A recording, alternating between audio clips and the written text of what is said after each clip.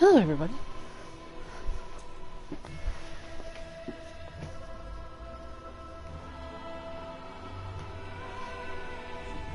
Last time we sang the song of death and darkness.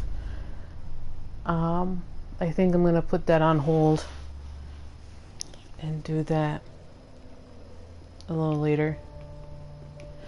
The plan for that is just use Mercury and my Chaos Axe. But, Motsky! What's up?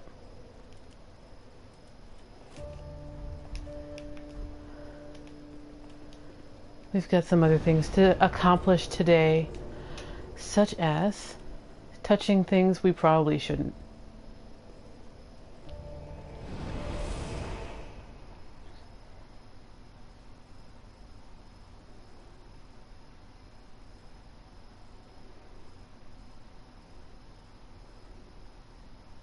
Yeah, egg poking. Just real quick for those who may not have heard some of our ramblings about eggs.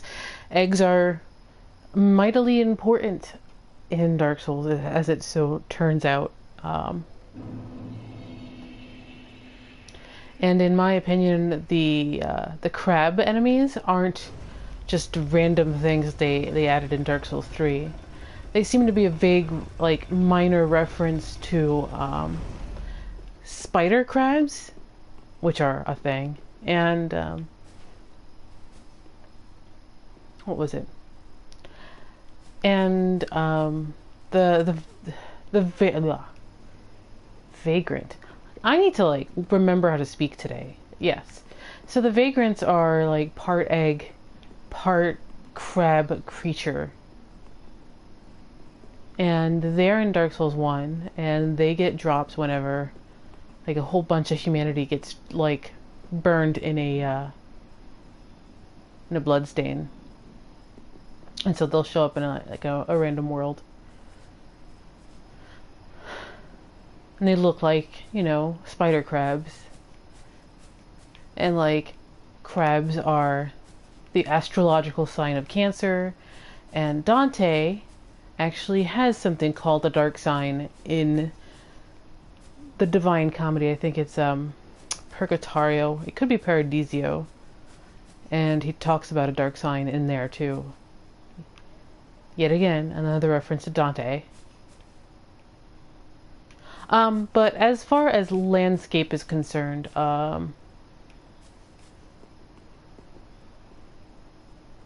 we should have come in through that way, I think.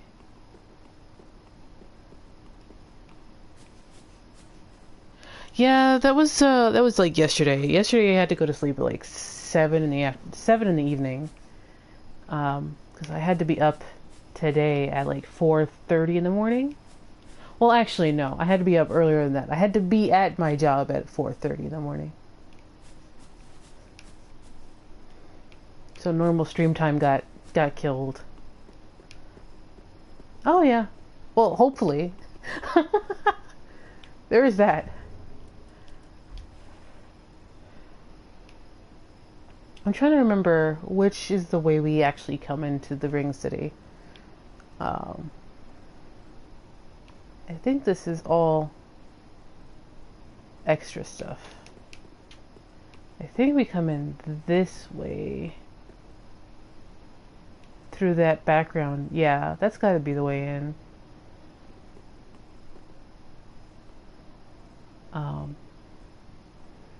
Over the, like, this little tower is probably the pathway you took in. And so, like I said, you saw, and right to the left, you can barely see it. That's the, quote, tower you don't go into, but that's a lie. That's actually the boss arena for Gale. It's just you don't go into it under the illusory pretenses. I love the design of the city.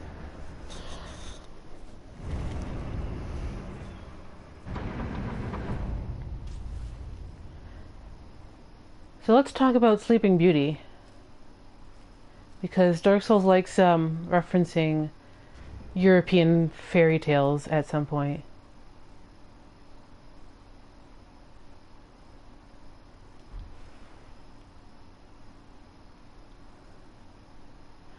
Um, so in Dark Souls 2, there's a big reference to Snow White and the Seven Dwarves.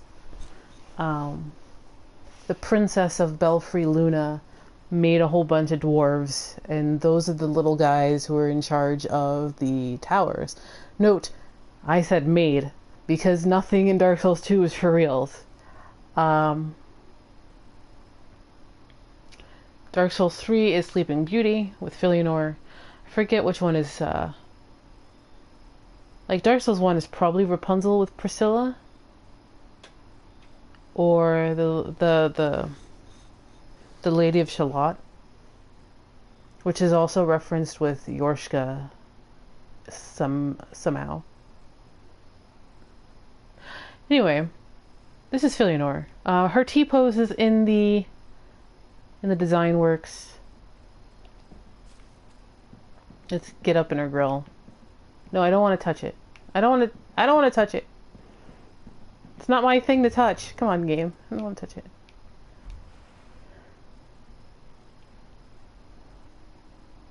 And she's very sleepy. A lot of people say that these are like tree roots. Actually, those seem like veins underneath her skin. As though, like a firekeeper, her skin is just like a veneer over something. Like I don't adhere to the Filianore is the first firekeeper thing, but there are similarities, and I do agree with that.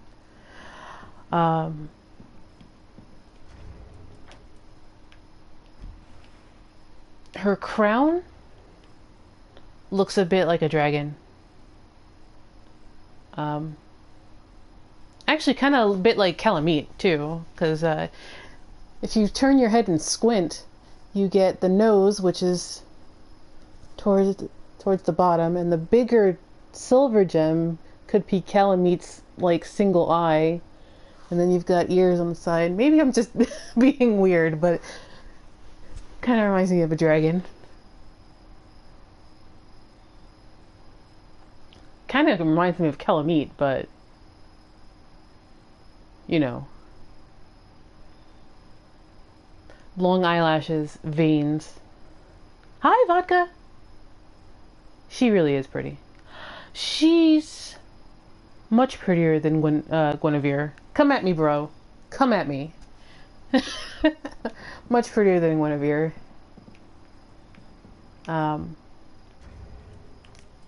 Her gown has a bit of iridescence to it, but if you look really closely right here, this is all water damage. This is all damage. If you've ever seen like a wedding dress that wasn't taken care of, it would look like this a bit. This is all serious damage to the dress. It is not part of the design, IMO. I've seen many a badly taken care of wedding dress. But there is a bit of an iridescent sheen to it. It's pretty nice. Yeah. Yeah, from a mechanical standpoint, this is just really great textures. Really good texture designs. And a really nice design, because it's a cinched sleeve and then it flares out. Yeah, the gold pattern's really cool. Kind of looks like leaves a little bit. I'm just kind of dragging my tail because we should talk about the egg, but instead we're talking about her fashion. This is the egg.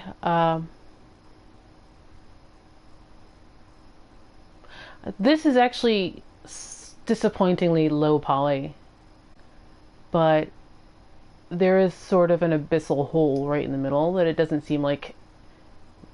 seem very real, but it seems very goopy, but that goop has like hardened up and it looks kind of rock-like. Sort of like the petrified egg from Dark Souls 2, but not really. I don't know. Like I said, it's kind of disappointingly low poly for something that's somewhat important.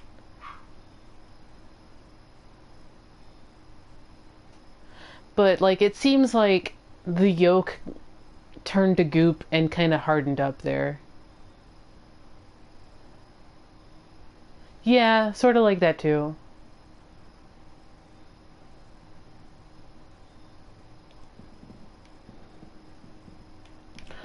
Let's talk about the rest of this little thing. Like I mentioned this earlier when I was landmarking from the other side. This is where the door ends up. And so, like, you can see that from the other side.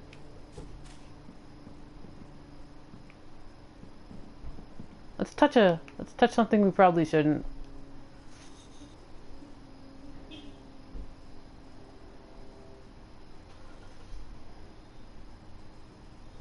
I actually touched it this time with my nails!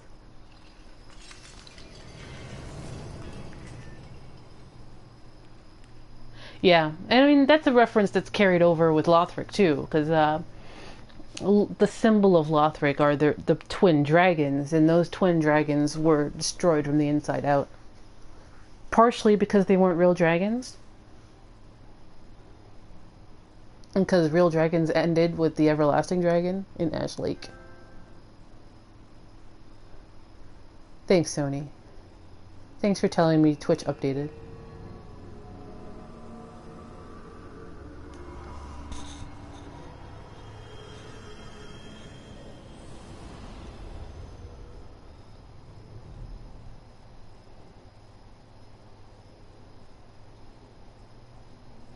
So she opens her eyes and sees that Gwyn's not there, and she probably realized the truth. And yeah, light is time. Light is time.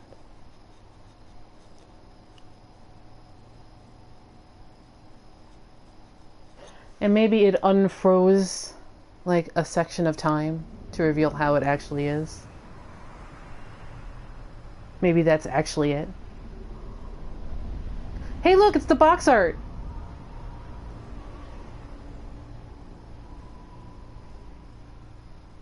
They certainly weren't planning the DLC the entire time that they had this game going. Kappa. Yeah, it was all planned. Like, I suspect that the pair of DLCs, Ashes of Ariandel and this one, were conceived as a single DLC, but, like, Bandai Namco really wanted two DLCs. They just split them down the middle. So if you go back down, there's no way back down. And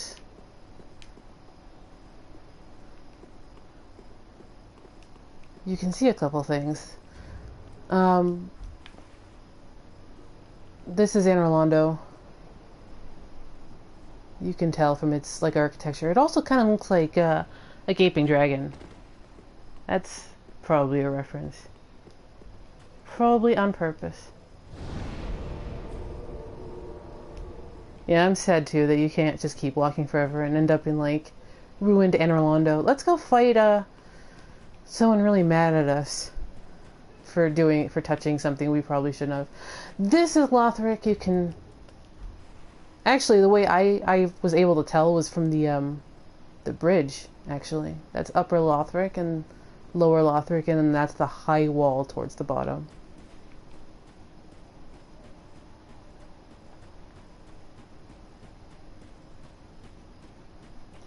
And then this is Gale's boss arena, and this used to be the tower. That's actually the tower, and this is the boss arena. Yeah.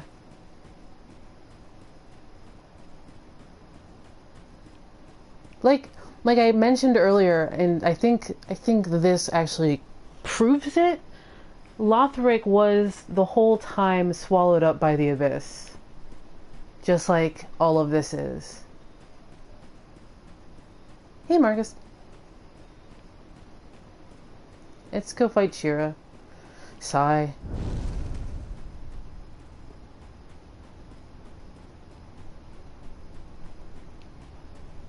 I've searched for thee, dark-stricken creature. I am Shira, daughter of the Duke, descendant of gods, and trusted friend to Midir. At once, I am the honor of the gods, the glory of fire, and the fear of the dark. Thou shalt not go unpunished for thy treachery, thy profanity, and thy shameless yearning. She's so good at that! She's so good.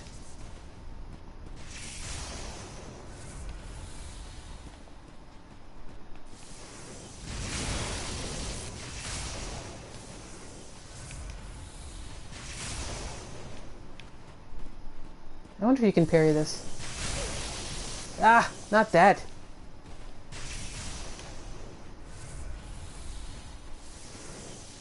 Oh yeah, they read them pretty hard, but...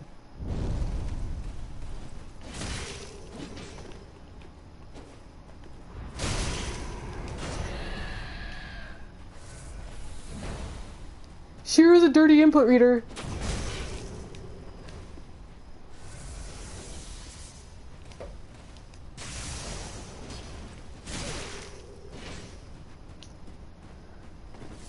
You can't parry her weapon, can you?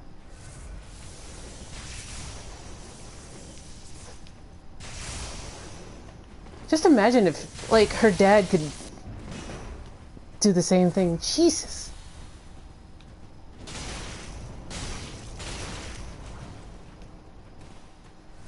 That's one.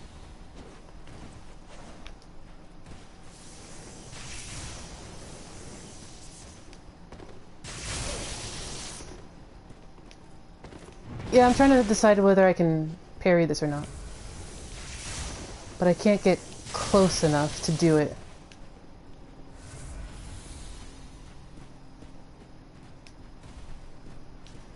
Yeah, and she barely one-hands it.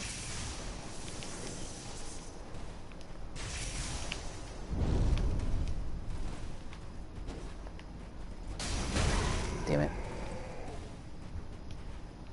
Yeah, this is a wash, but...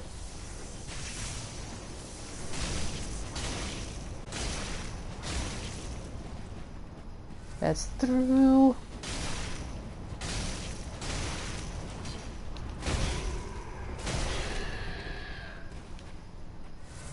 That's 3. She should be done.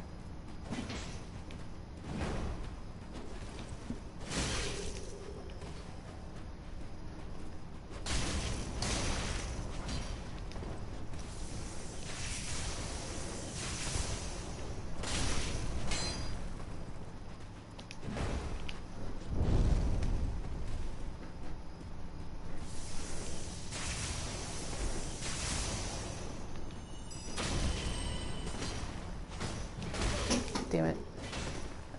Forgot she's got that heal miracle.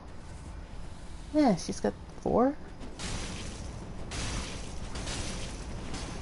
Remember this, creature, ne'er will I forgive thy crime.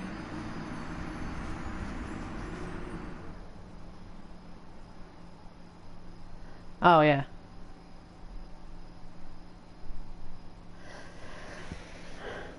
Which Mildred, though? Like... I think she'd lose against Demon Souls Mildred.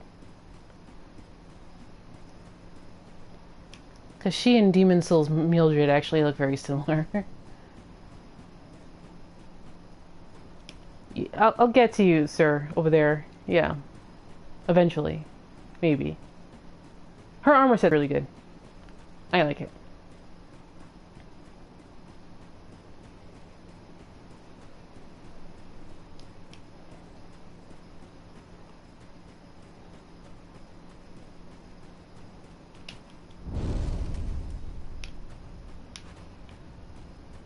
I've searched for thee, dark-stricken creature.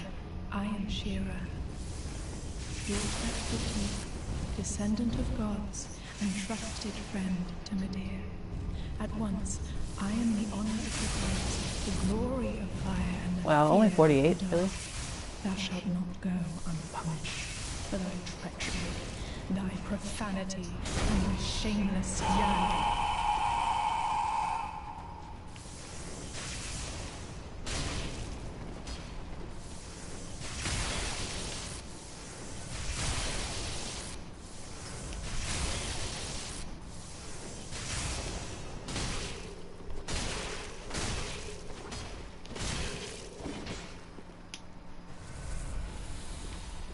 Heal break for everybody.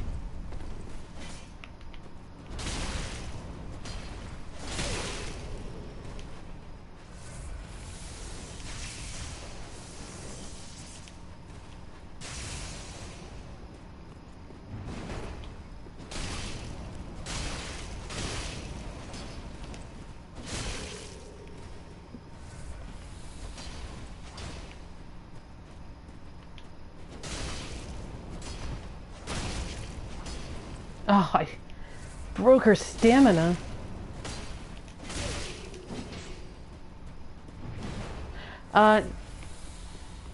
Yes.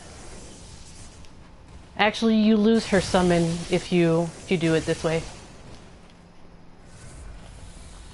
Not like losing her summon's a big deal, because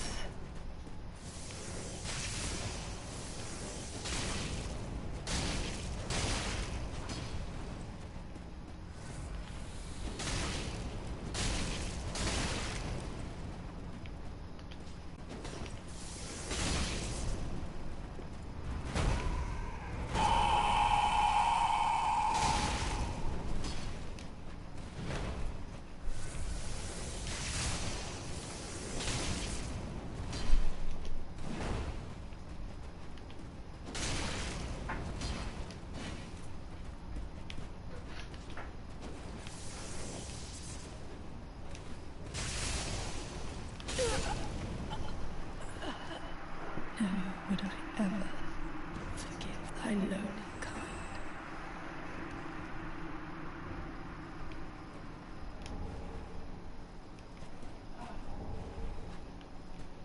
the Titanite slab is what you get if you go back to her after you kill Midir. She has some extra dialogue, but I wasn't gonna beat my head against Midir for a little bit more. So let's talk about the crucifix of the Mad King, because that is a fascinating weapon. It's right here. A cross spear hung with a malformed corpse. Not many things are a cross spear. I want to say Ornstein's spear is Nameless King's.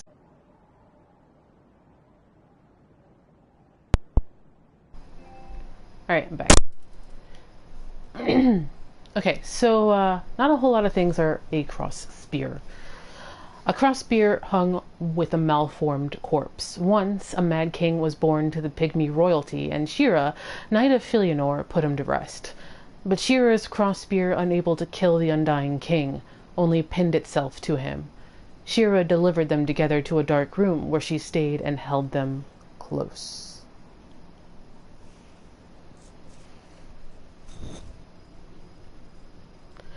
Mad King's Folly. Slam malformed corpse into the ground to briefly awaken it, then flay with strong attack to trigger a roar, a blessing, or a vexation.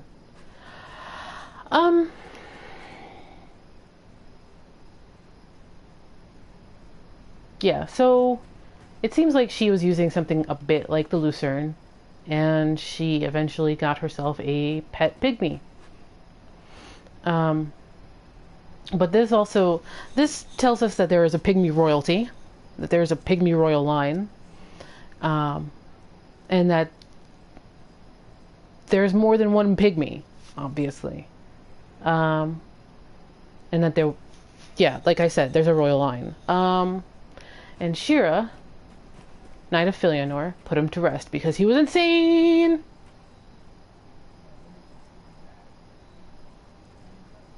Well, he was an undying king, so maybe he was undead? Or maybe he just wasn't gonna get killed. Fun things to note about it, because we should actually look at the model. Yeah.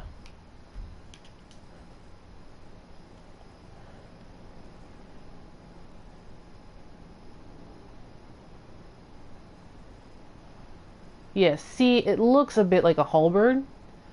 Like it was a big axe that she used, and that's one long arm. Sort of like, this is sort of like Santier's spear. So it is a...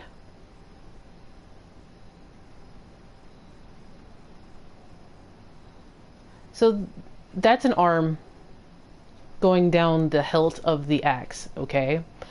And then that should be the shoulder blade.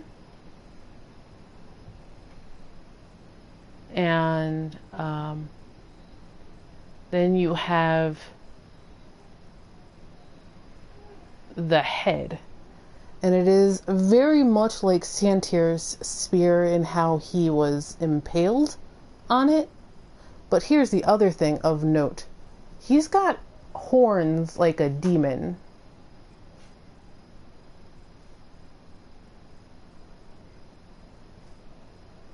Or maybe even the Four Kings. I'm trying to remember what the Four Kings model actually looks like. And the other thing to note is that this guy, this skeleton, is a pygmy. He is very, very large. If that's just an arm going to a shoulder, then I think we as a community are wrong about how tall a pygmy actually is anyway. If this is a pygmy, he's really freaking tall.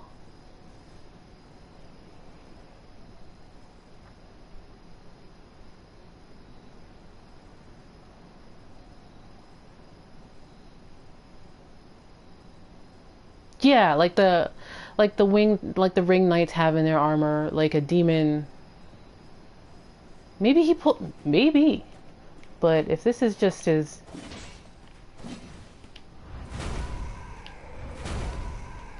Wait. Yeah, I don't have enough stamina. Hold on. See? You can see it a bit more when I pull the weapon art. Yeah.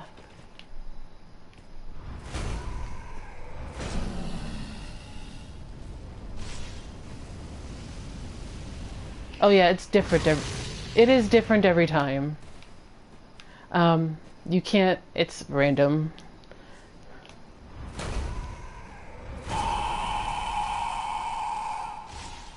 But yeah, you can see his eyes glow. Purple, because humanity is that sort of indigo purple. This is a blessing, the blessing version. Forget what it actually does, but yeah.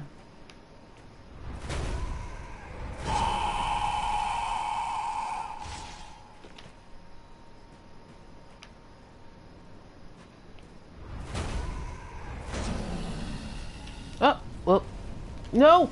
No, please, no! I don't want to. Yeah. Funny thing about...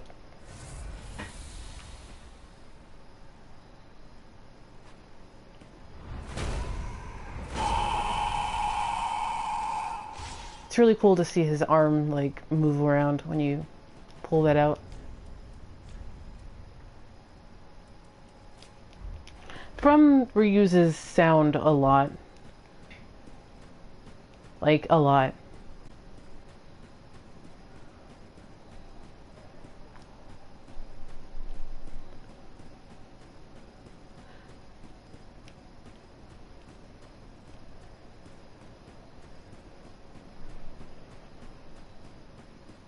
Hey Zed, how's it going?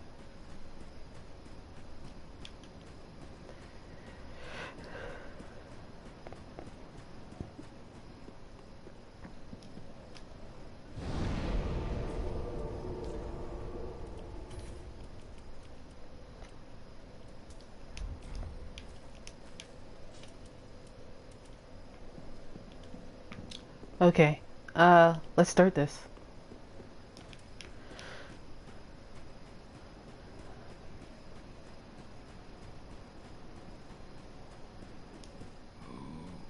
Yeah, there's a ring knight to the left. Filianore, help me. Poor last little lamb. Hood is come to eat us, to eat our dark soul.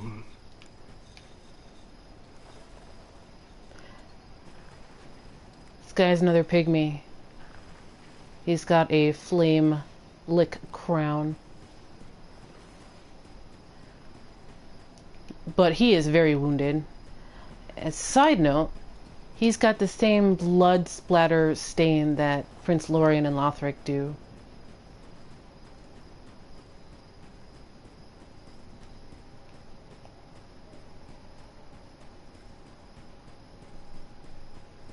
Business travel,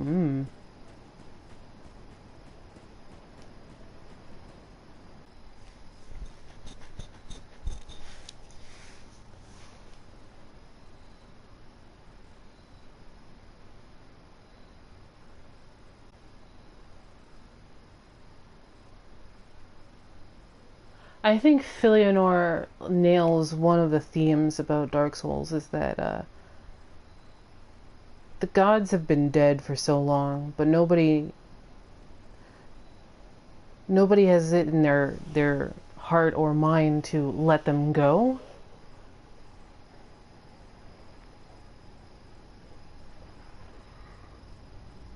His cape is so cool. He's gotten so swole. What? Still here? Hand it over, that thing, your dark soul. No, I got that reference. I loved David the Gnome when I was a kid.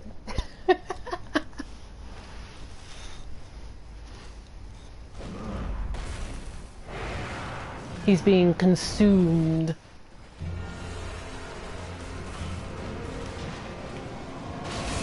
Yeah. Command grab.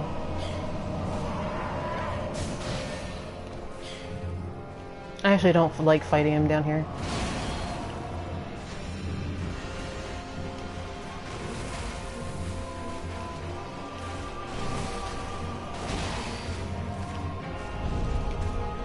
Alright, let's go.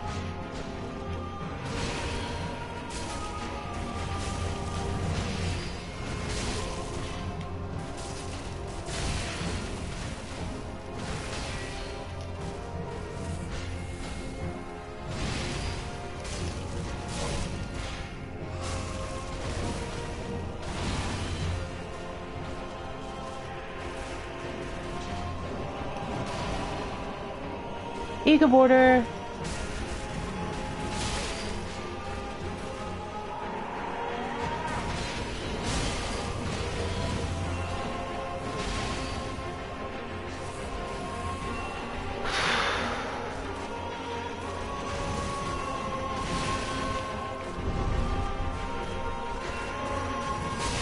Yeah, this is not a clean round.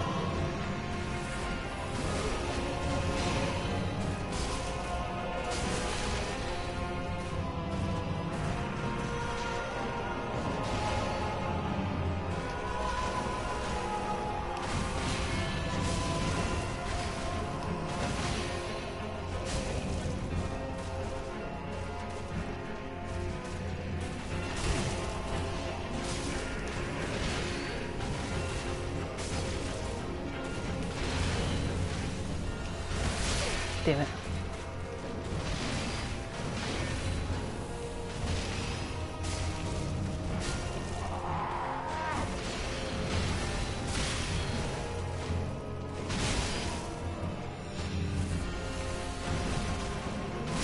Yeah, this is not as clean as I need it to be.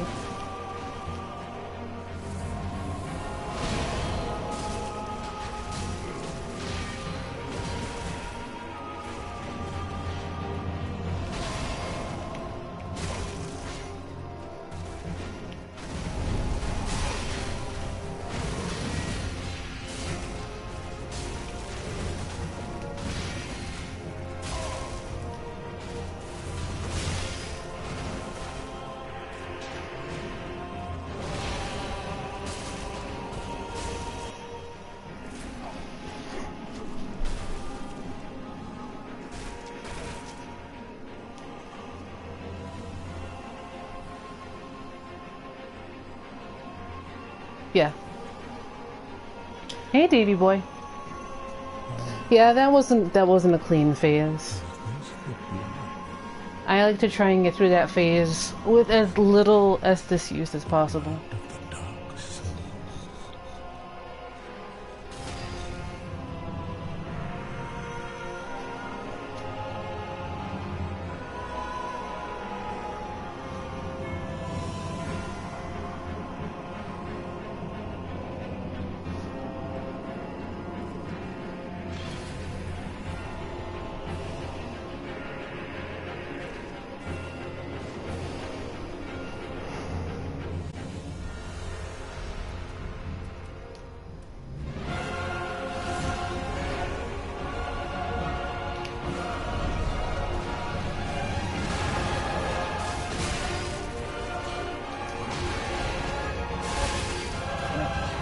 You'd think you'd learn the first time.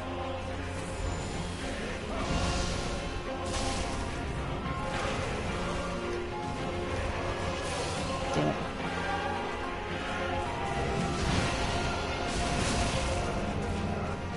Oh yeah, the transition is so good. Also, the time of day is changing.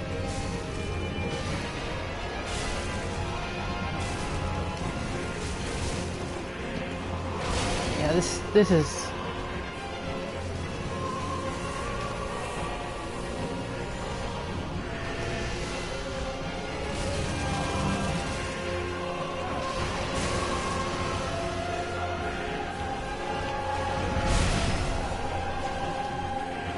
This is over, but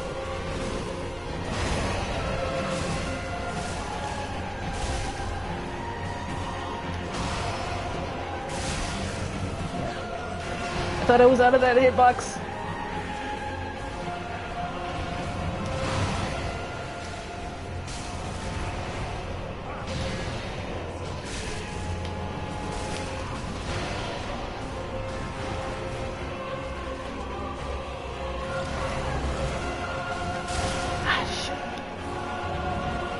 I misread it and then I was trying to iframe the rest of it.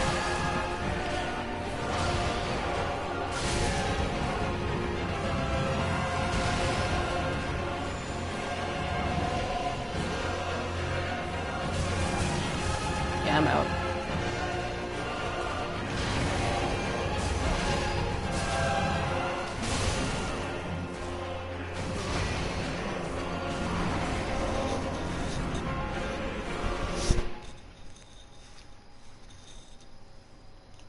Oh, the skybox is changing.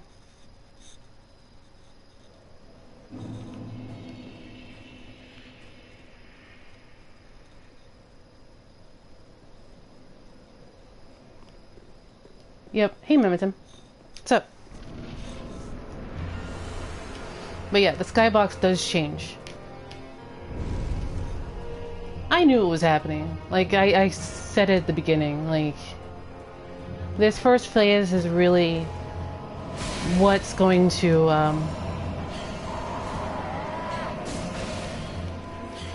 determine if I'm going to make it through or not. Damn it! I'm gonna restart this. Hold on.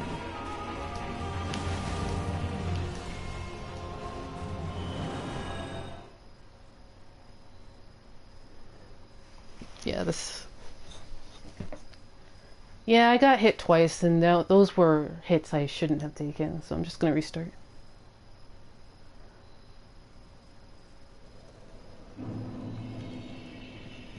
He's like, get the heck back there.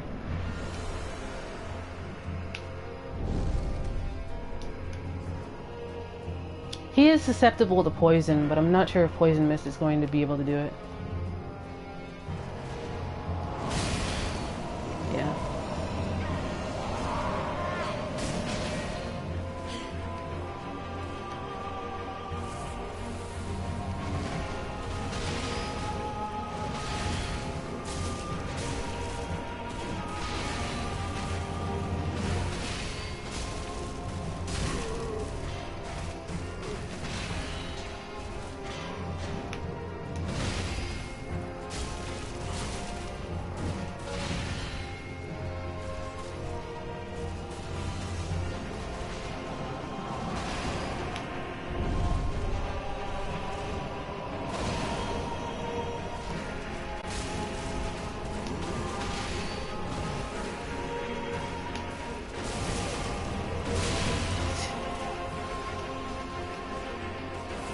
Eee!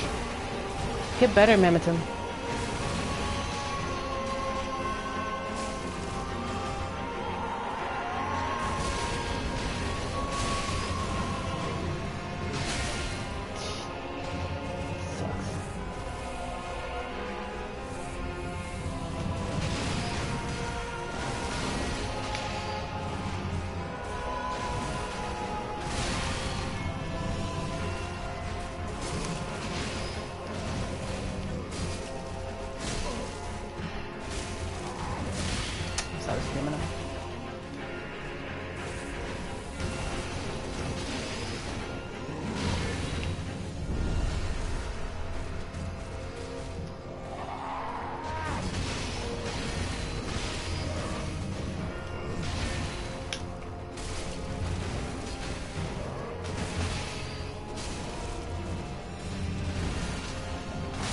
Welcome back, Toby.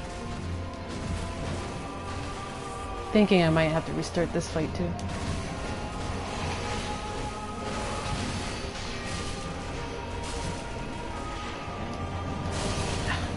Yeah, I'm just gonna restart this fight. Yeah, definitely what Davy Boy says. Yeah.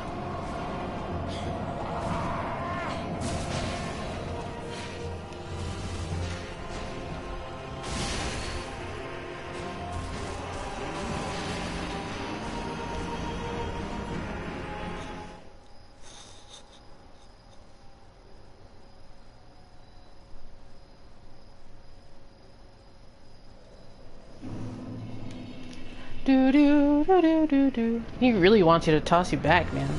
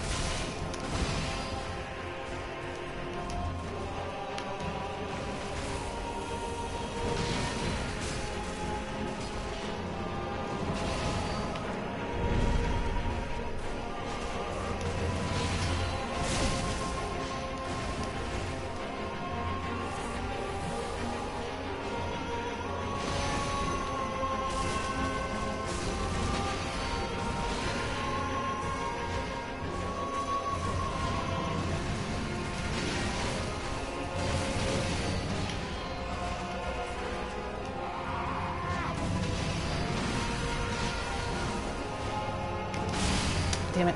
Missed that. Yeah, I missed that. Yeah, he's tough, but he's fun. Takes a lot of concentration. Skinnier than Artorias? Artorias' legs are pretty skinny. Let's be honest. I wonder how he does against Chaos.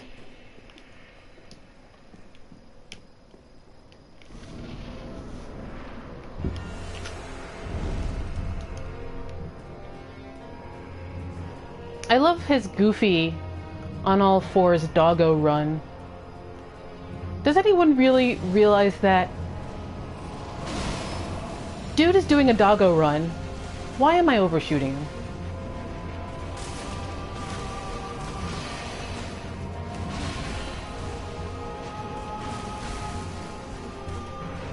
I feel like he's just too fast.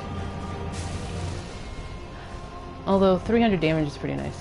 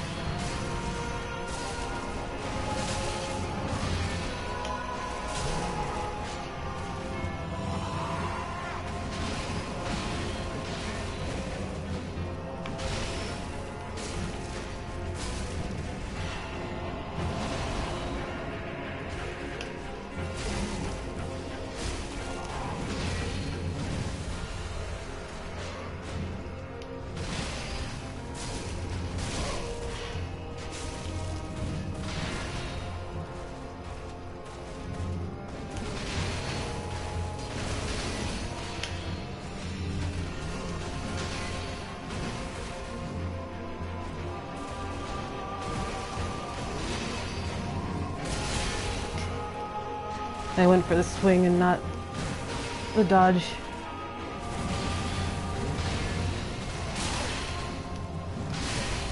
Shoot. Am I done?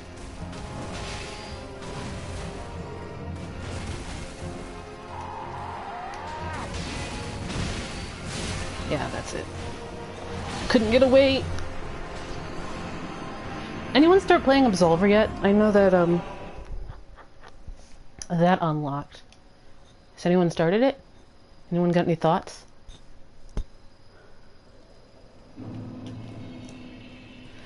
Alright, so floating chaos is probably not gonna work. Let's see here. That's probably not gonna work either. Maybe Flame Fan. Tossing things is probably not going to work either.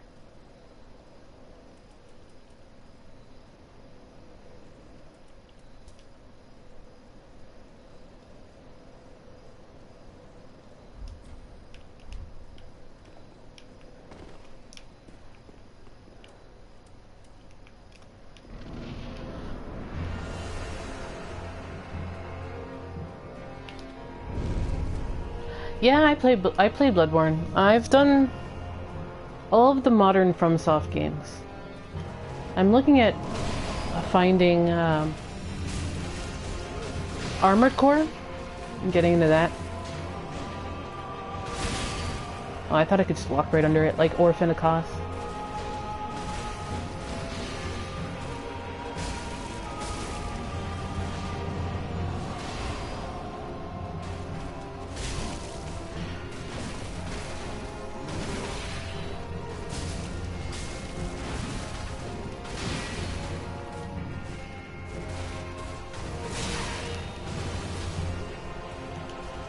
Orphan is probably one of my favorites.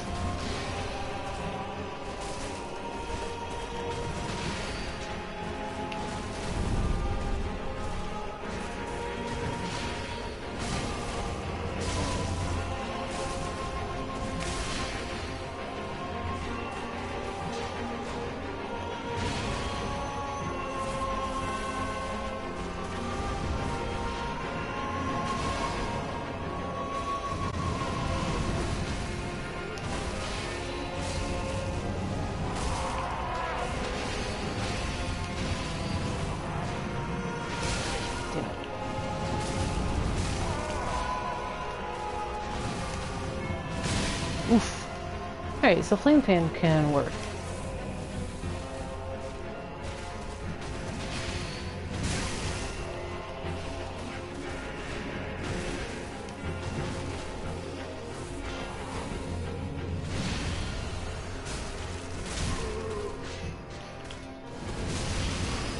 That was slow to pull out the fan.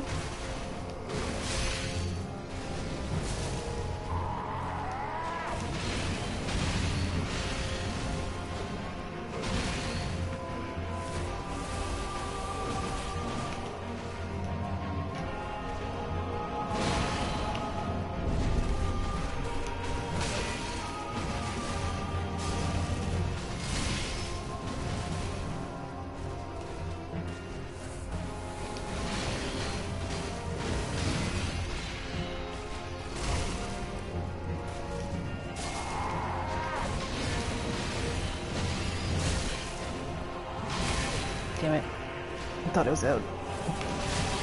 This is a bad run. Yep.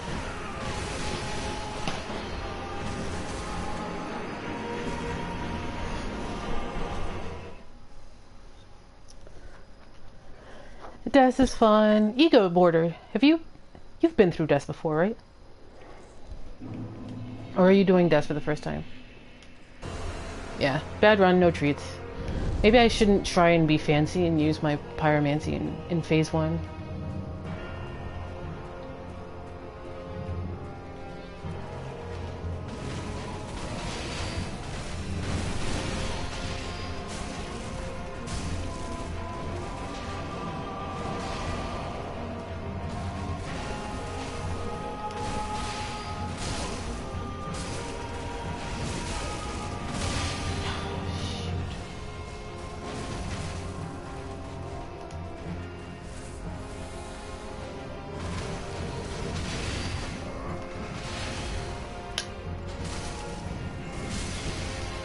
Oh no, I'm just thinking out loud of what's actually working for me and what's not.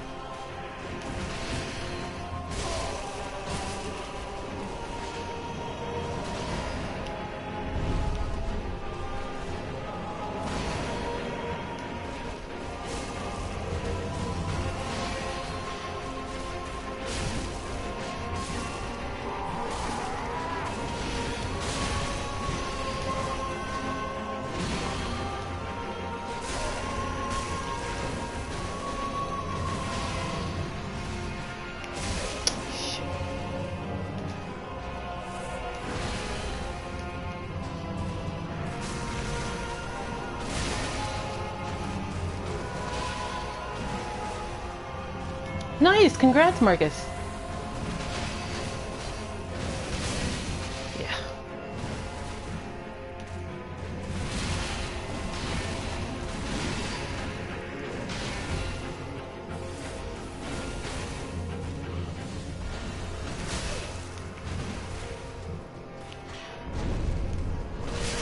Yeah, this is it.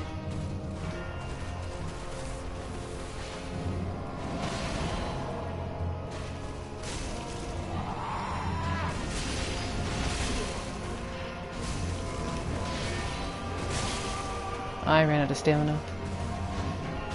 Yeah.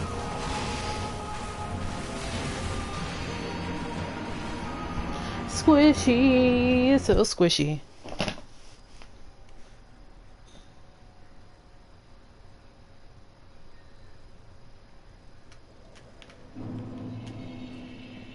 Now I'm just being bad at dodging his thing. I had a lapse of small squishy casters.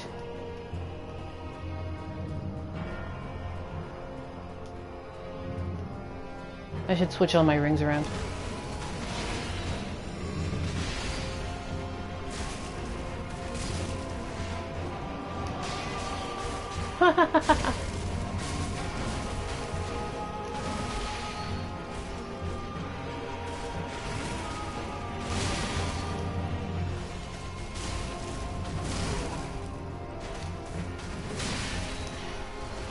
Yeah, seriously.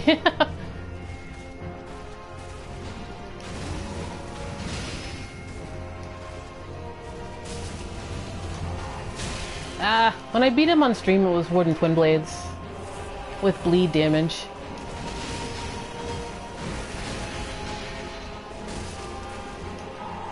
Although we double KO'd, it was pretty great.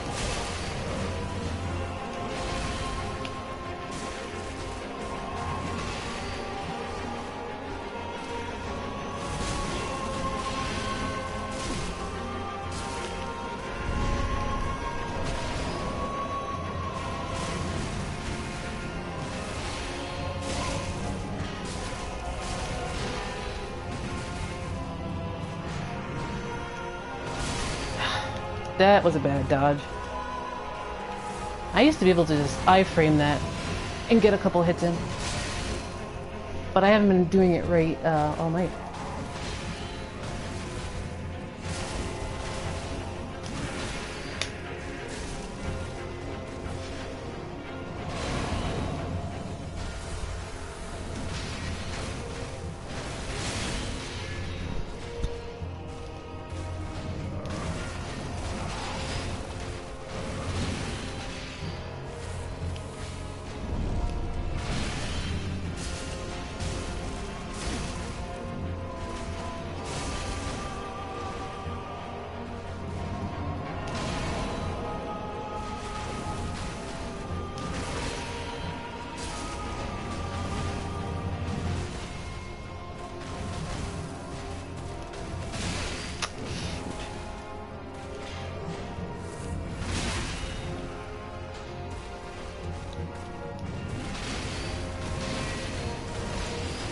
It's just awesome that double KOs actually count in Dark Souls 3, considering they do not count in Dark Souls 2. Meh. Yeah. Might as well kill that run anyway.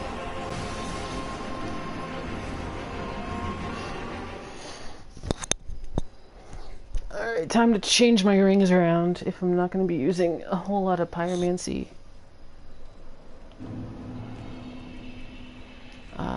Switch Sage's ring for... What we got? That.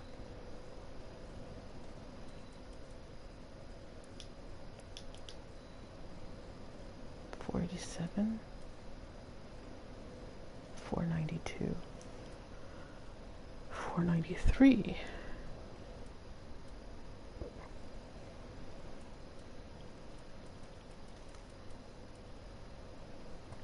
Yeah, I'm on PS4. I'm thinking about getting an Elgato so I can stream my PS3.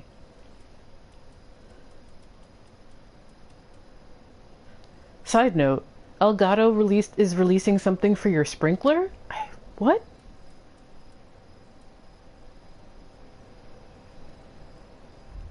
If you want to, if you're sick of doing it. I've done it like a couple of times already, myself. It's not the big deal. I've already soloed him, so like I don't care about soloing him anymore. But if you wanna help, that's cool. Just let me know. Because I like saving my Ember for his second phase.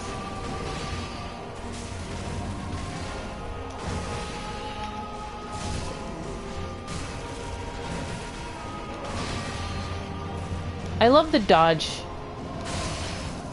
stuff.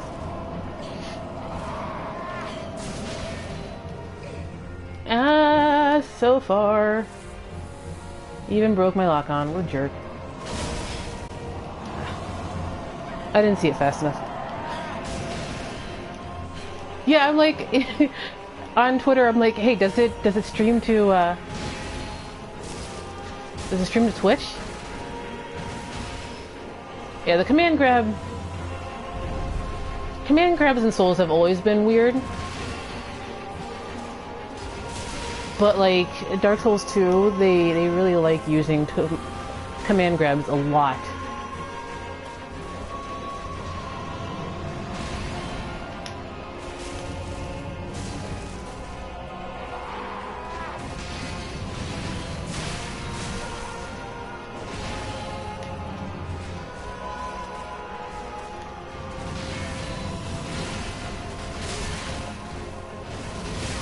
Yeah.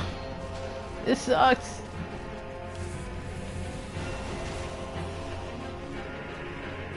Hey, where's the Ring Knight?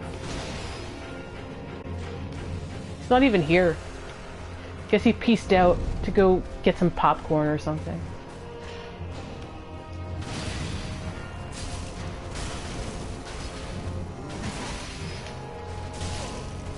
See, that sequence was a lot of fun.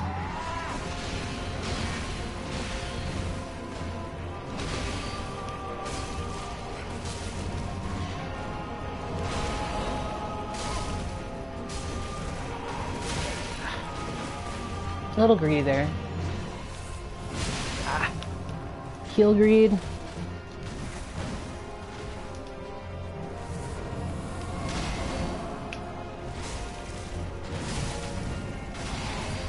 Oh, that was cool.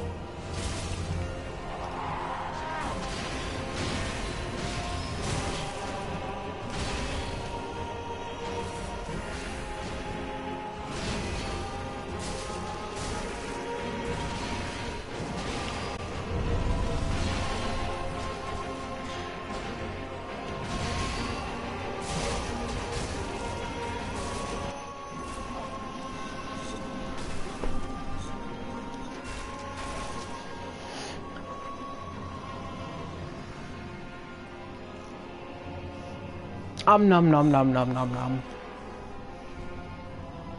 Music's so good, you guys. The music is so good.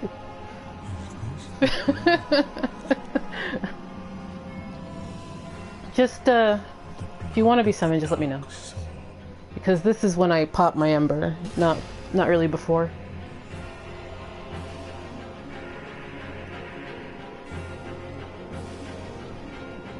Yeah, seriously, super hyped. Ah, it's so hype!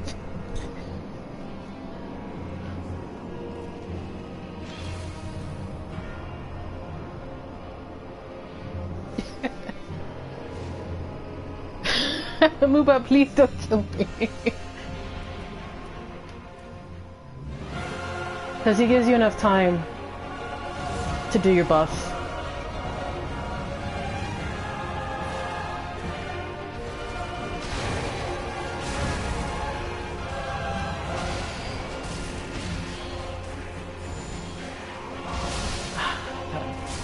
Pop through that.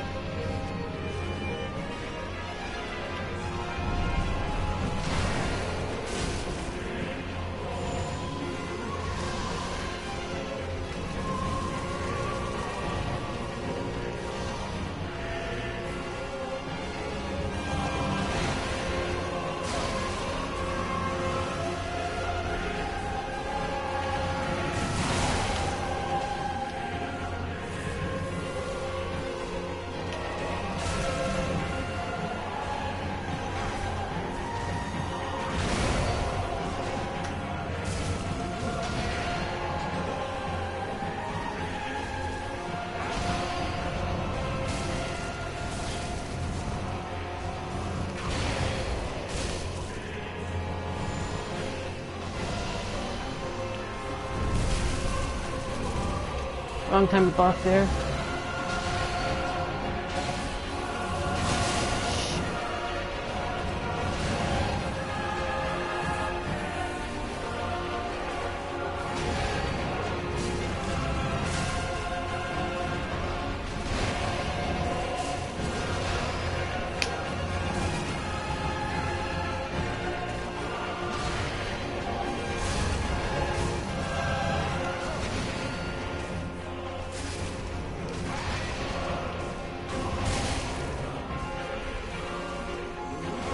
What I like about Onyx Blade is it still has the same poise damage that the Claymore does, so that's why he staggers so much. Phase 3 hype!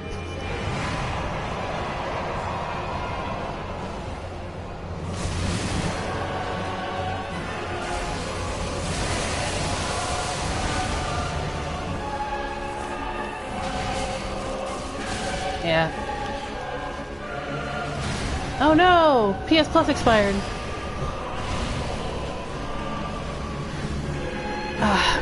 Yeah, that was fun.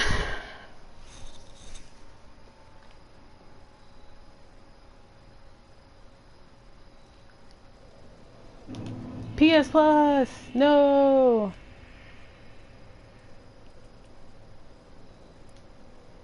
Ooh. Push that to 505. Yeah, I got distracted. Sorry. I got distracted by the hype that is Phase 3's music. So 650 buffed. So let's go. Or, you know, not.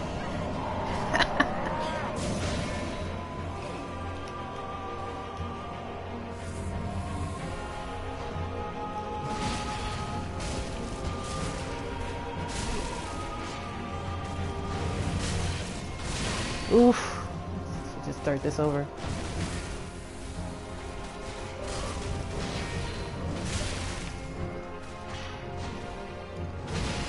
Yeah. Like, I love this OST. This might be my favorite one. It's just super bombastic. It's like, come on guys, let's go.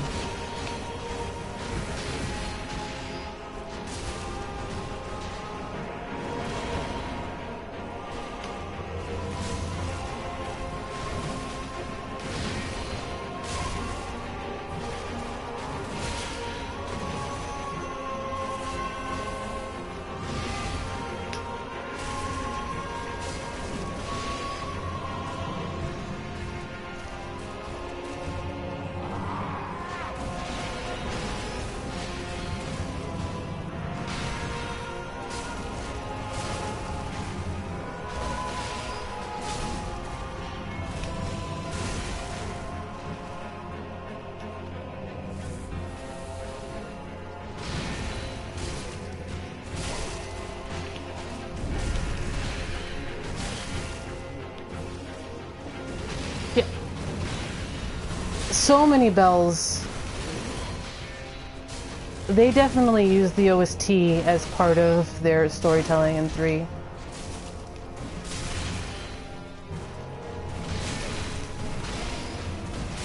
Yeah. It was not doing well.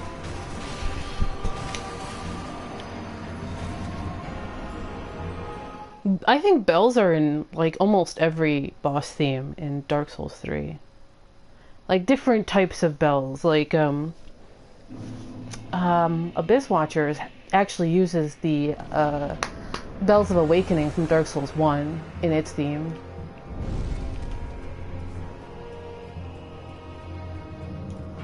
Like, those are legitimately the Bells of Awakening. Every time. Man, tonight's not my night with that command grab. I have to remember the Curse Rod of Greetwood. I think it doesn't.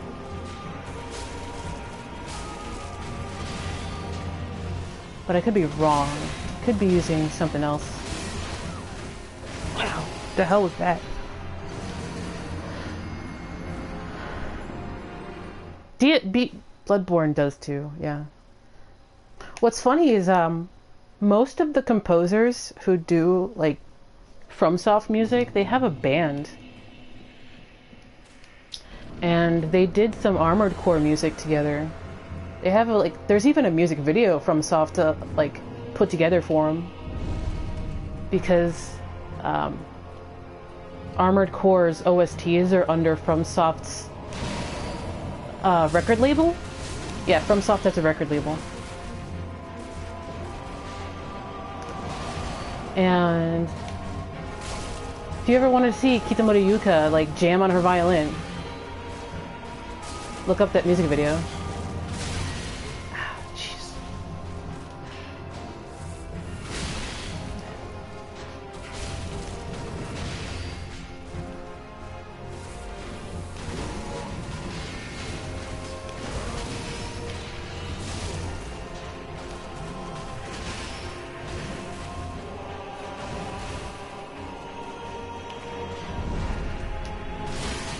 Thought I pulled out of that. Guess not.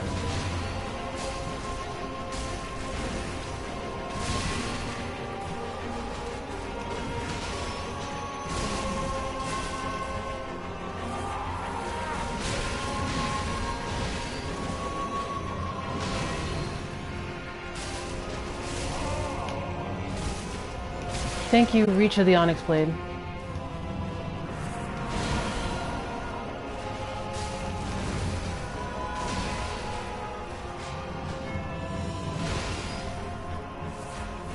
Yeah!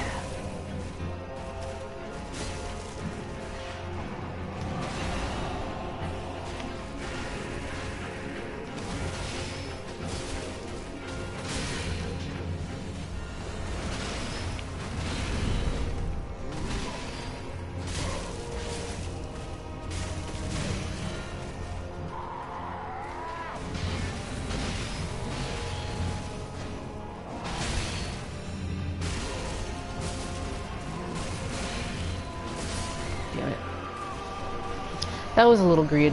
A little greedy. A little bit. Maybe a lot, because I died, so...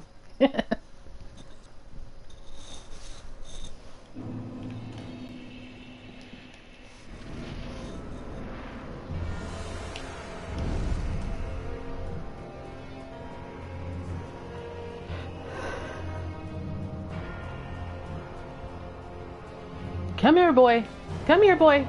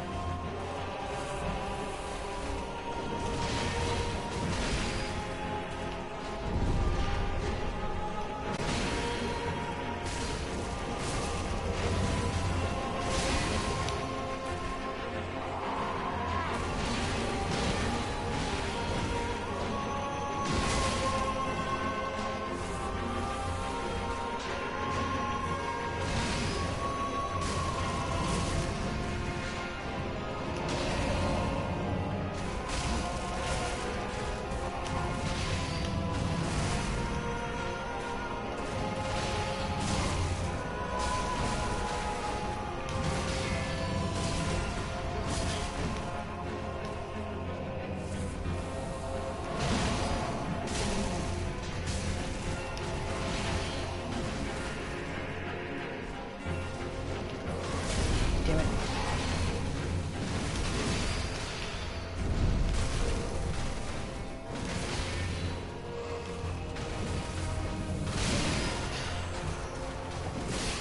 Yep.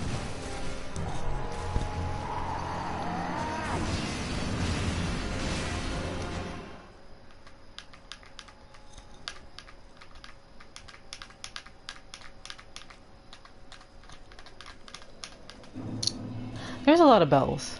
Lots of bells. Even Lothric and Lorien, they have bells in theirs. It's very subdued, but they're in there.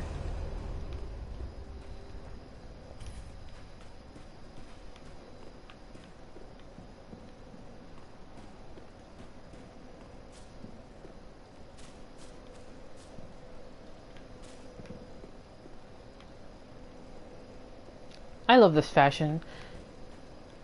Ring City fashion, so good. Nails, hood, thing. Hey! Thanks for joining us. Black Knight attire. Let's Google.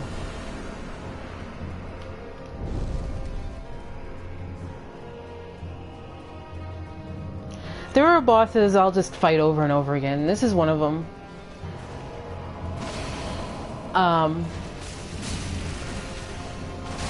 Although I help on my luck build. Because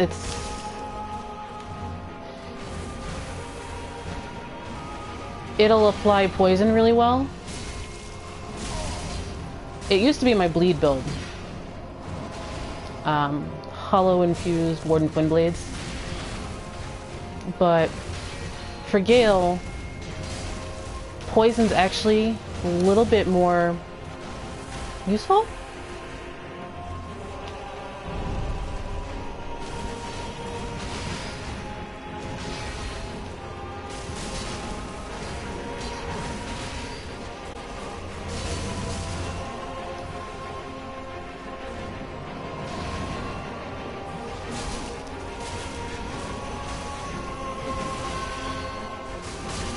What does everybody think about the cape? Like, it's aesthetics, but it is... I think it's a bit of a character unto itself. What do you guys think about the cape? Especially since one of the pygmies calls him the Red Hood. That's sort of a... Silver kits like that are very, very interesting. Like Homer used to call Athena Pallas Athena, in very much the same way.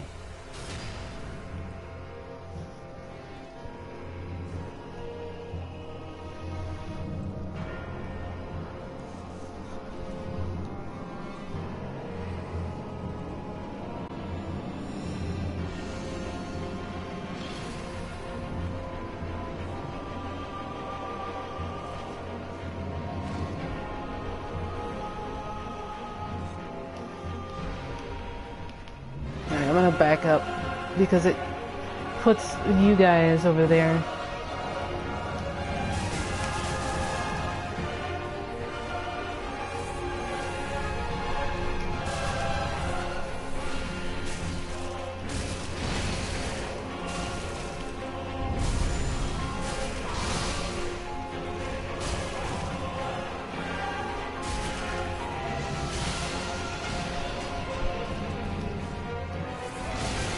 Gonna save to heal that.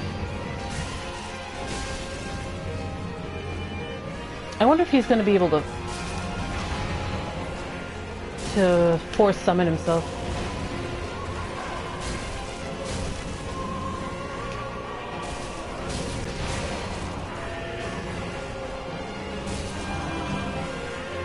Alright, phase 3.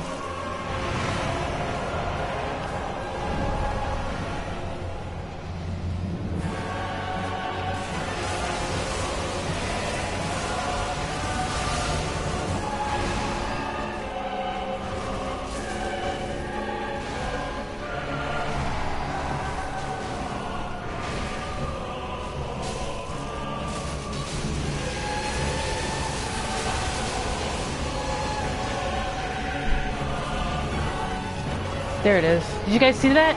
Ah, not a good, not a good look. He's dropping his summon sign to summon himself to you.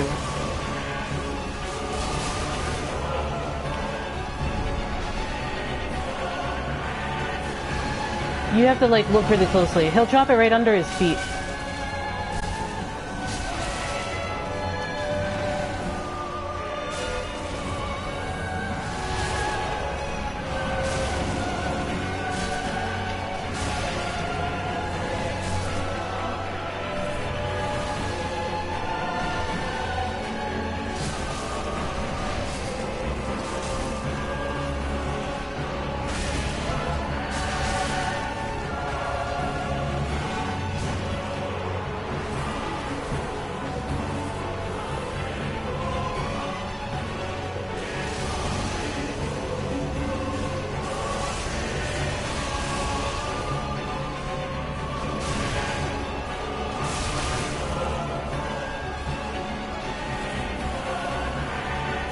Come here, Gale!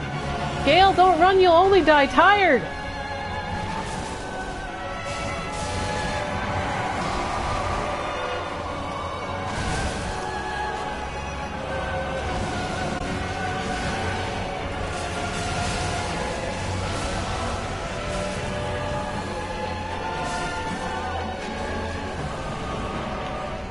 I wanted to smack him with the fan.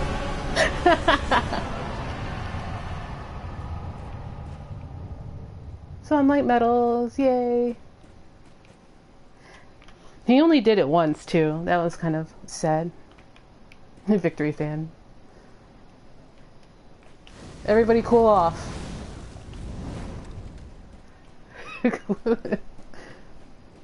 Fan's pretty funny.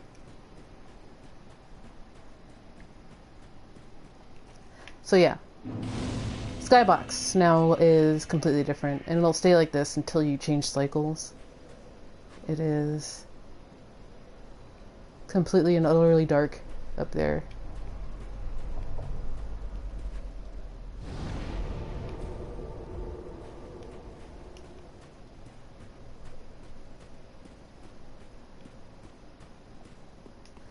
What do we have here? We already established that there is a royal line of the pygmies. Yeah, sure. I just wanted to do a little bit of boss arena looky-loos a little bit first. I'm gonna have to switch my spells around so I can use mist on them. Oh, we didn't do... Oh, this is awesome. Check it out. This usually gets destroyed with the Gale fight, but we never actually did so.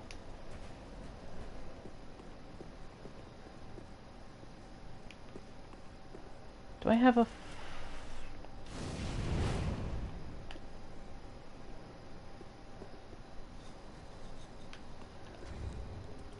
Definitely a normal looking guy.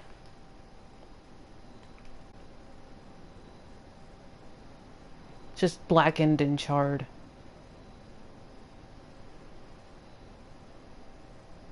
Yeah.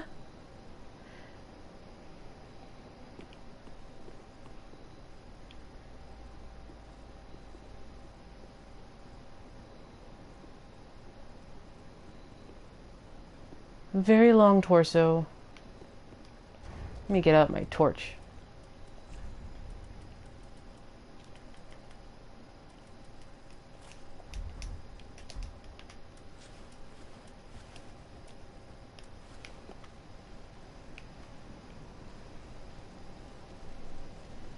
Yeah, he's like leaned over.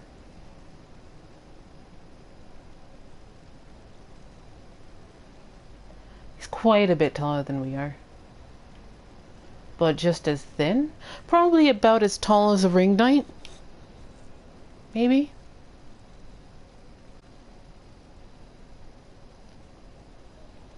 And he's got the central thing here. That's the tower that was floating up there.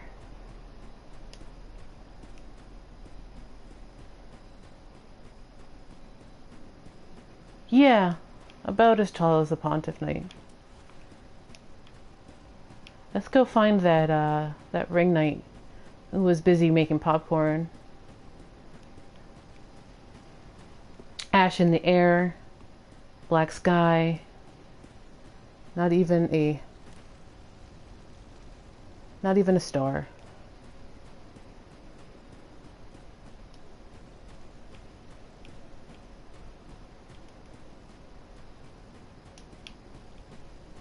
Filianore's place is up there.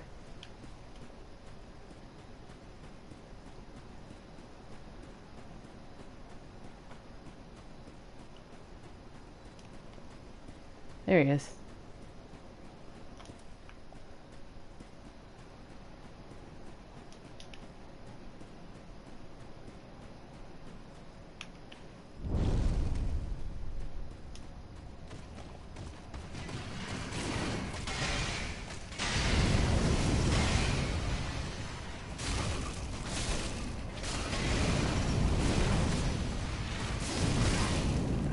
Thought I could stun him.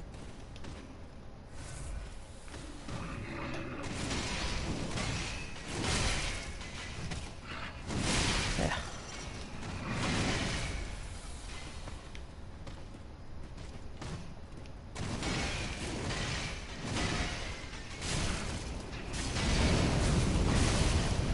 Cute.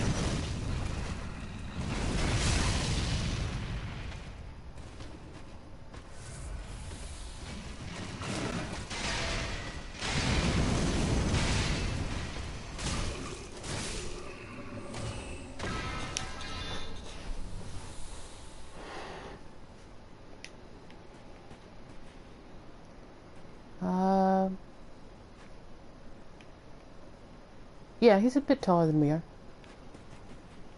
I got him in a nice T-pose, so...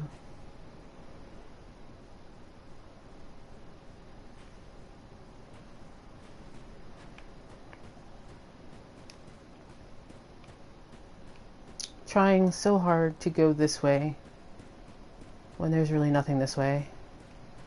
Alright, let's go fight Midir. Actually, I should stop by the Firelink Shrine first.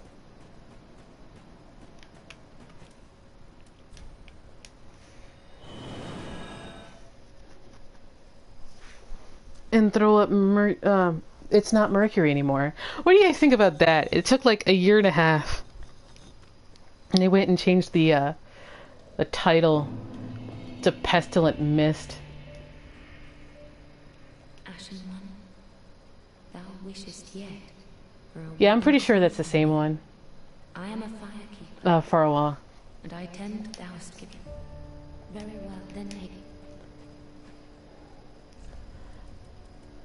I pretty much need, like, lingering... Mayst thou thy peace. Yep. Peace, discover, seek lust. I don't know. Something. Nah.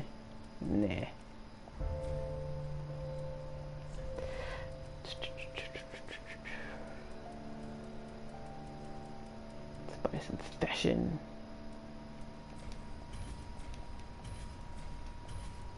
Oh, he's dead now. Okay. We should go get his moaning shield. Ashen One.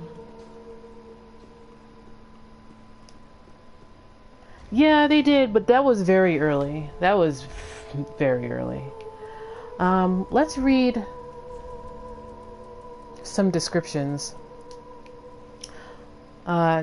Notice how this is a black flame version of the Manus soul, which also looks like a little tiny humanity right in the middle. It looks a bit like an eye, but it's actually just a humanity sprite right in the middle. Yeah, but that description change like happened very early, not like a year and a half after. Soul of Slave Knight Gale. See it, Toby? One of the twisted souls, steeped in strength. Used to acquire many souls or transposed to extract its true strength. The red-hooded, wandering slave Knight Gale sought the blood of the dark soul as pigment for the painted world. But Gale knew he was no champion, that the dark soul would likely ruin him, and that he had little hope of a safe return.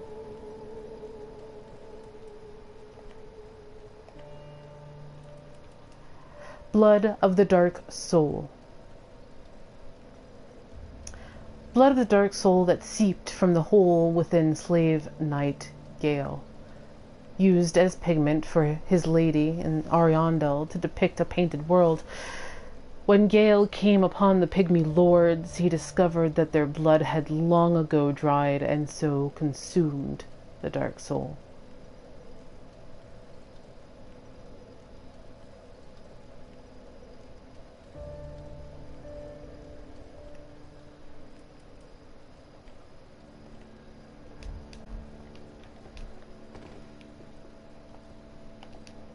Alright, time to grab out of my box, not mercury.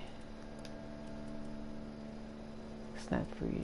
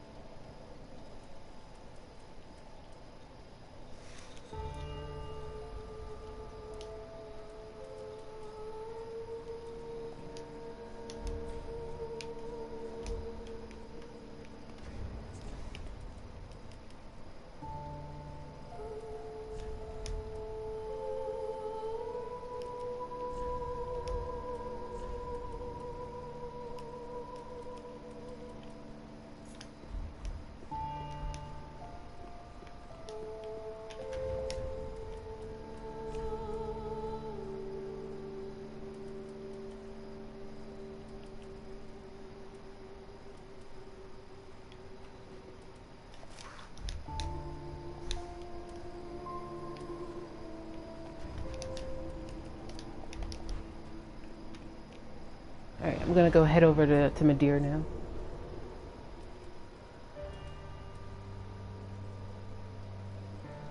Yeah, like, it seemed like his cape had a mind of its own.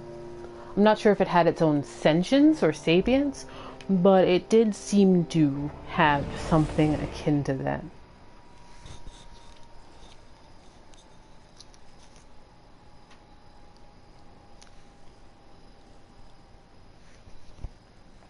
Gale was a guy who knew he was going on a suicide mission. He's not a vessel for souls. He's not a champion. He's not an ashen one. If he was an ashen one, he would have done what he tricked you into doing forever ago in the painting. But he's not a vessel for souls, and that's the big thing there. So maybe he went thinking that maybe you could deal with it. You could deal with him.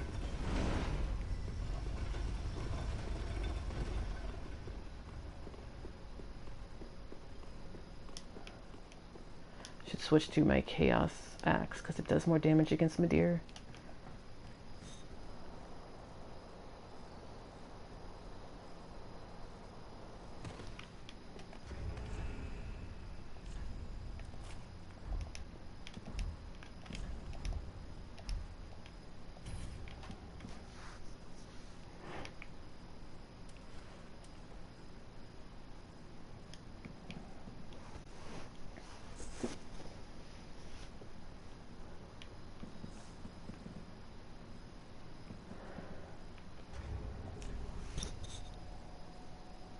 So, Priestess Ring is really for just damage. Because I'm scaling off of intelligence and faith for the chaos. This is for protection, obviously. That's for stamina. And that's just to keep not mercury active. As long as it'll go.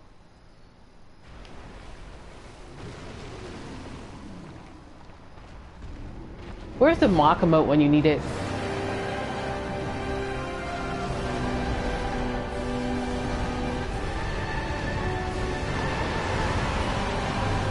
What? Did I not? I forgot to, like, attune it. Man.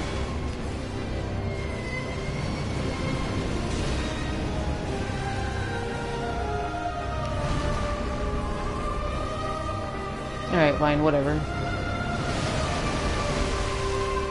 I should actually pay attention to Midir. Maybe a little bit.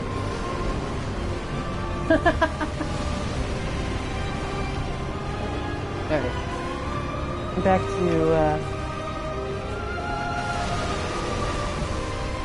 concentration.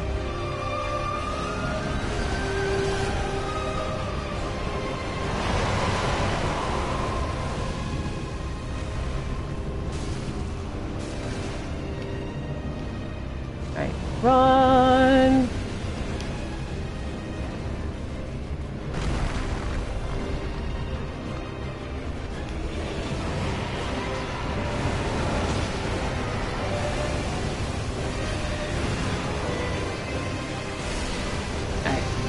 I will actually attune it now.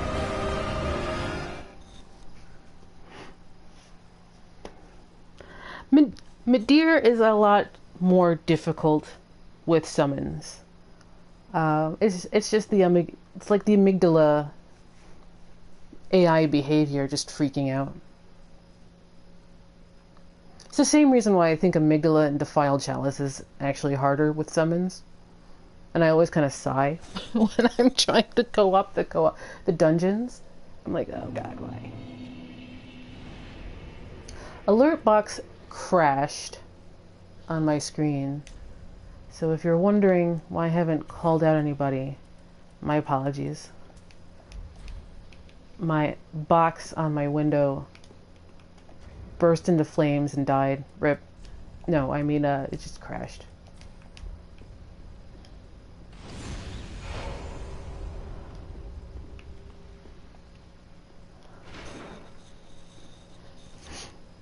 I have a computer nearby, but it is the Dark Souls of computers. It's a Vista 64 integrated graphics card. Oh yeah.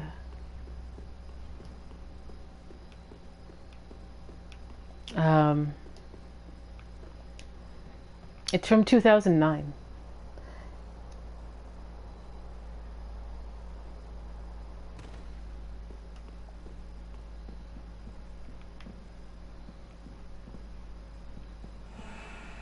Whoa, people. Hey guys. Grandpa computer. Uncle Gale of computers.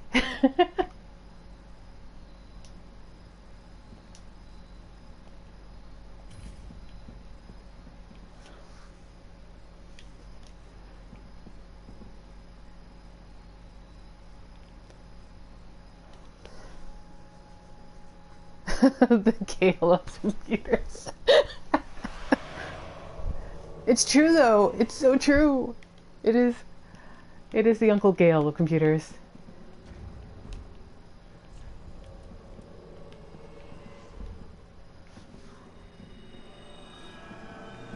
I'll give you guys a moment to buff up if you need to. Whee!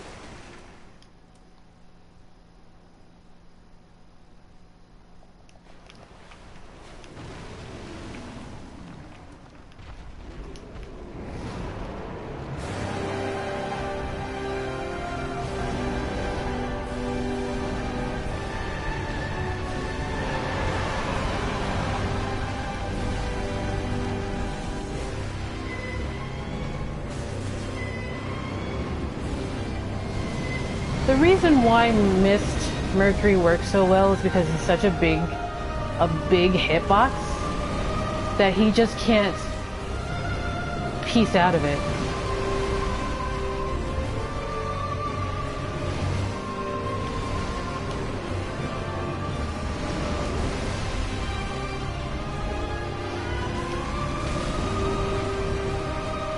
Oh, that cued that roll.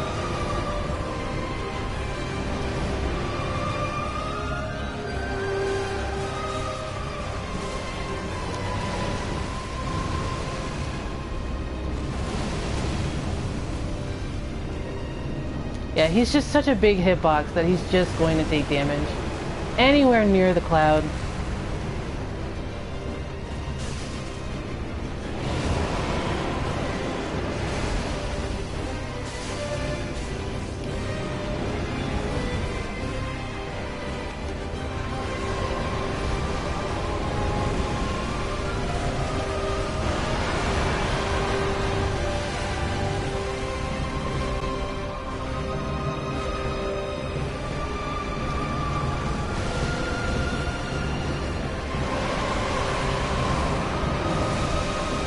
Ah, it's just too far in.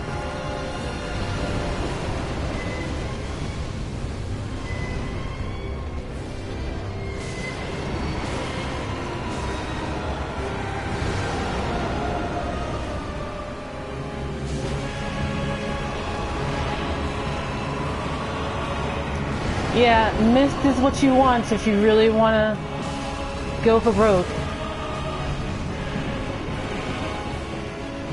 He's just too big of a hitbox to get himself out of it.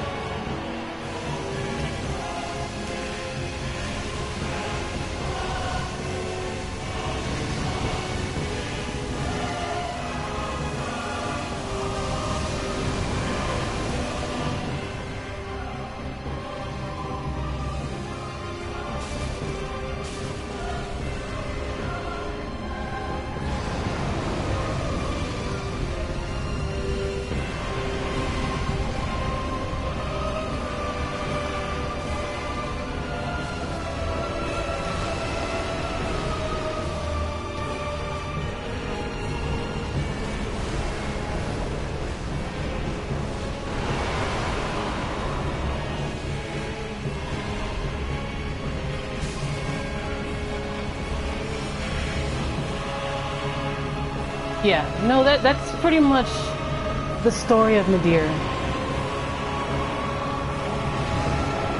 Oh, that's such a cool move.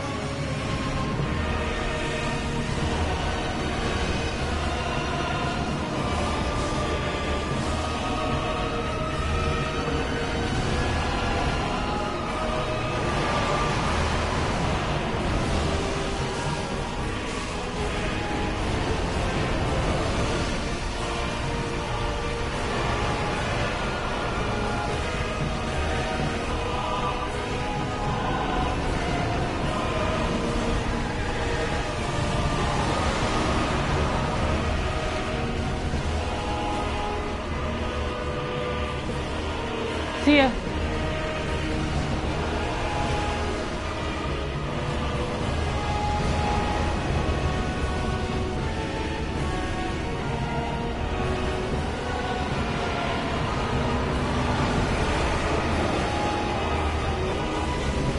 Well,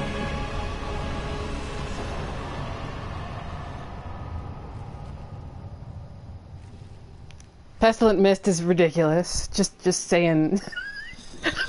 Just saying. That's why I didn't want to use it last time. I was like, I wanted to try and get it.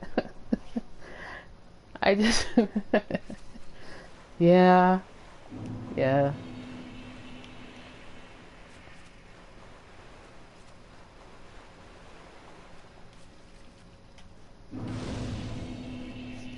Jesus. It's just because it's such a big, like, hitbox, Mist is, and then he's such a big hitbox, and, like, he covers such big ground that he's just gonna stay in it, which is really, really the issue. If it was any other boss, they would be in it for about, I don't know, 10 seconds and not take so much damage on it. But he just stands in it because he's just too big.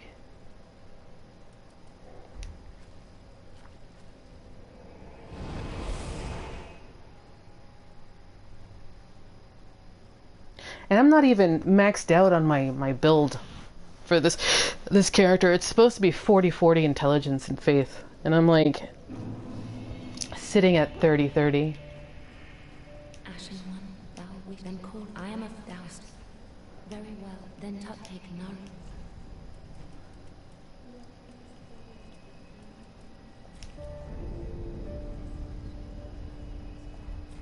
mayst thou thy peace discover. Thanks. Alright, so things we, and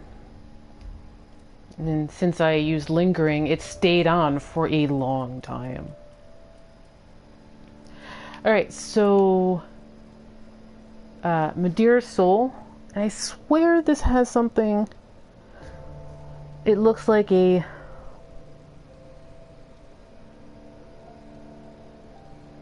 you know what it looks like? Now that I'm actually looking at it, I'm seriously getting up really close. In the center, you can see two tiny little eyes, the little white specks. Those are eyes. And then you've got tendrils coming off, and they look somewhat different from Gale's. And then he looks a little bit like the Great Deep Soul and stuff like that. Two little eyes, two teeny little eyes. And it looks a little bit like Deep Soul, or like Great Deep Soul.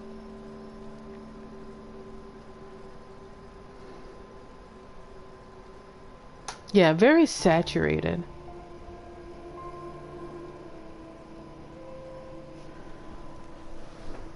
Soul of Darkeater Midir, one of the twisted souls, steeped in strength. Used to acquire many souls or transposed to extract its true strength.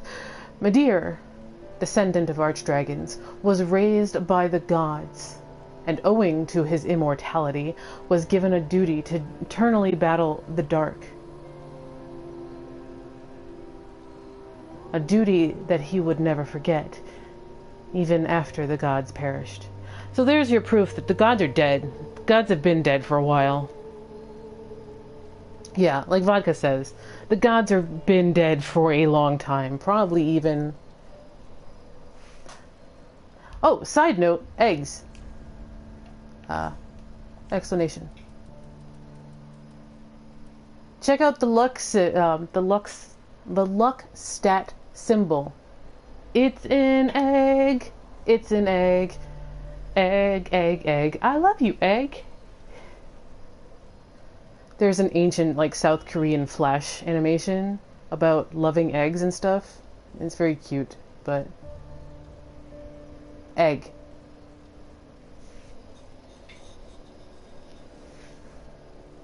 Luck is an egg. Just wanted to point that out once again. Some stuff that we can get from Ludlith for all of these souls. Sorry, Ludlith, you're kinda dead, but you still work, so... I wonder what that says about us. Alright. Some stuff. This is Old Moonlight. It is the outline of Kingsfield 2's Moonlight Greatsword. Because FromSoft's being really cheeky here. That's the Moonlight Greatsword from or the Sword of Moonlight, how they called it in Kingsfield. A memory of an old sword found deep within Midir. Remember, I keep harping on the whole memory thing. This sorcery uses souls to grant form to the thought and attack with it. So, this sorcery uses souls to grant form to thought. Okay, that also kind of confirms what I've been harping about. All of these Lords of Cinder, they link the flame and then souls flourish anew, giving form to the thought of their personal hells.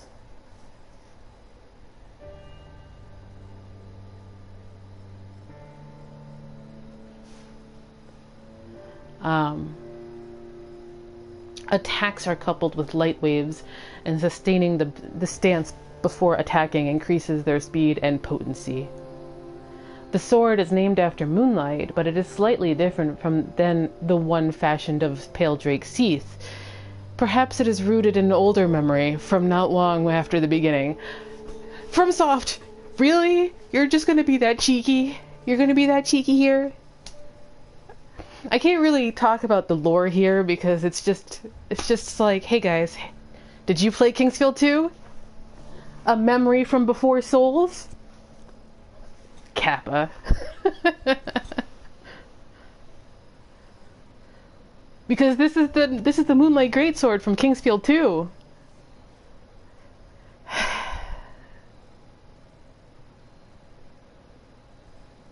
Go play Kingsfield. Everybody should just go play Kingsfield. Yeah. This is Seething Chaos, which comes out of Demon Prince's bond, the Demon Prince one. Not sure if I want that or if I want this, but I don't think I'll be able to use it, so maybe I'll pick up Seething Chaos instead.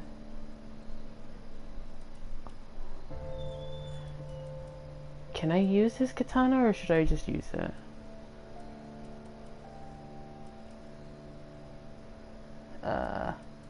There's the katana.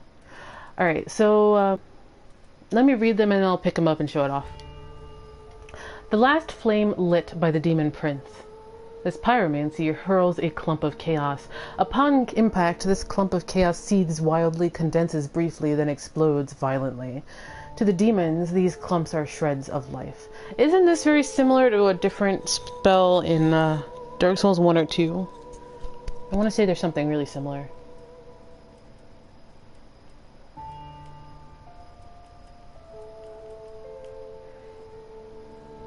I'm pretty sure I read this. This Demon Scar is like an upgraded Quelaag's Fury Sword. It even has the backflip that the Fury Sword does. Yeah, that's it. Swaith. Although Swaith and Profane Flame are virtually the same thing anyway.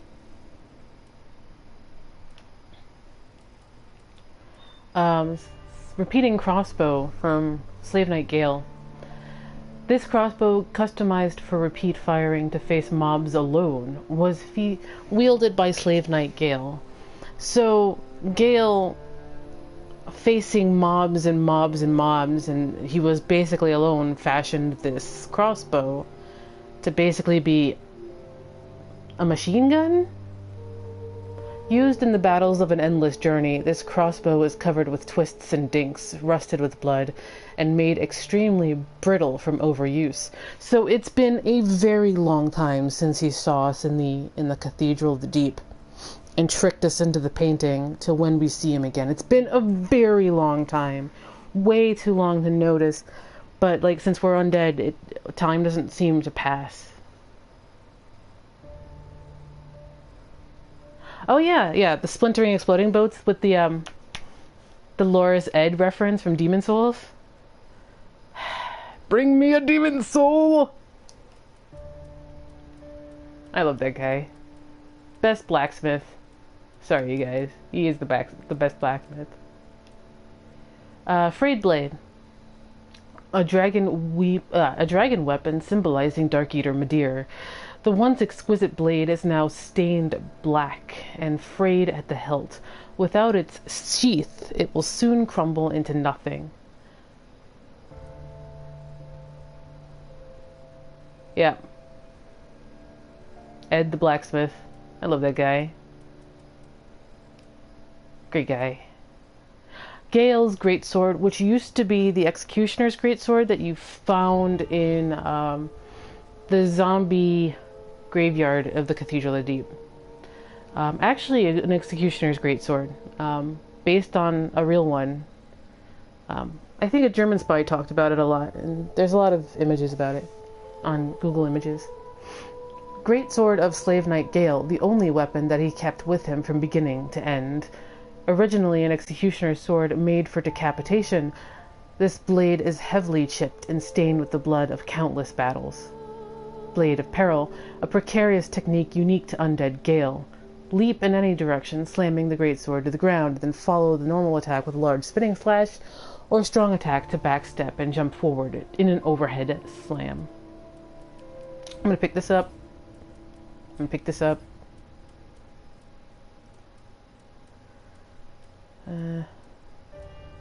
Yeah.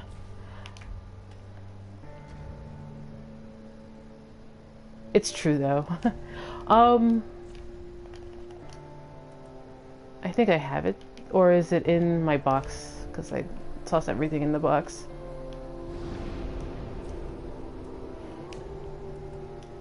Let me attune that real quick. Show box.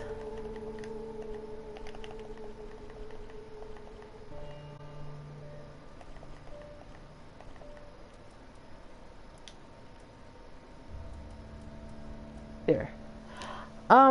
This is the sword. This was the original Gale's sword. Great sword of a debauched executioner used for beheadings. The sword retains a keen memory of its executioner's duty, again memory, and absorbs FP from each fallen foe. And it comes with Stomp.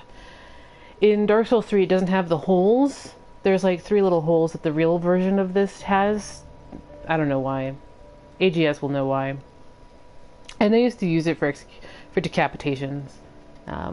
This is the sword that you first see Gale with, and then it turns into Gale's greatsword.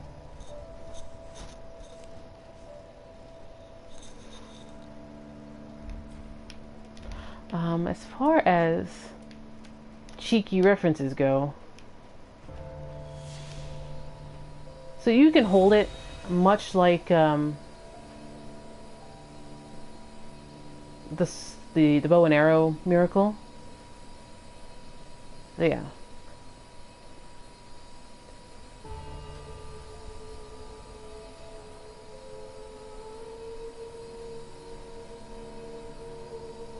So you can see it.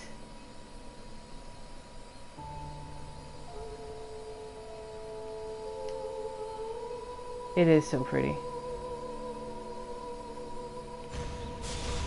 And you let it go.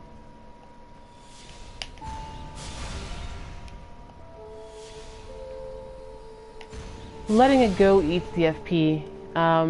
So just bringing it out will not eat your FP. When it flashes, it's fully charged.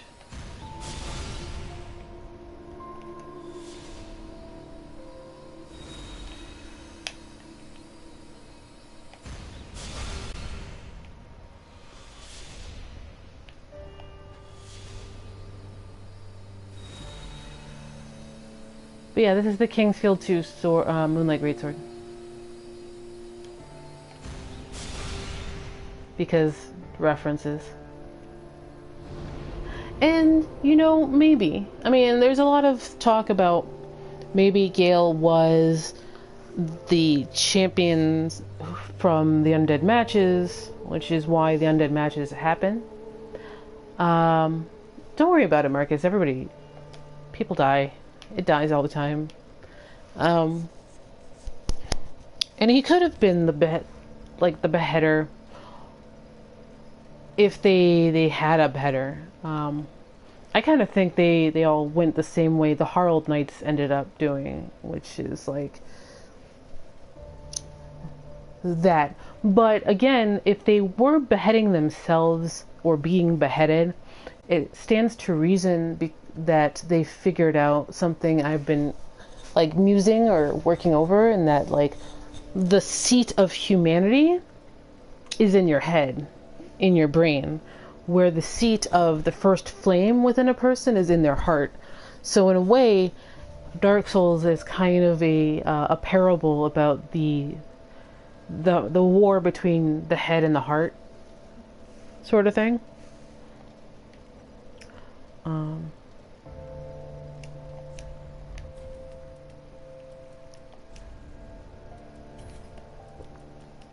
Let me cast this too, just to show it off. I can go outside with this.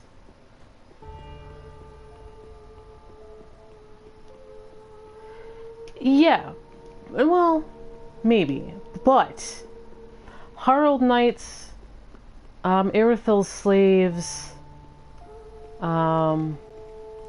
Lothric Knights, and the Millwood guys, their humanity is piloted from the head.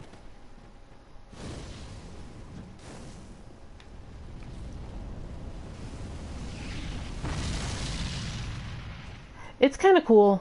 You can use it like sitting bombs or like mines in PvP. You know, just going around throwing these mines away.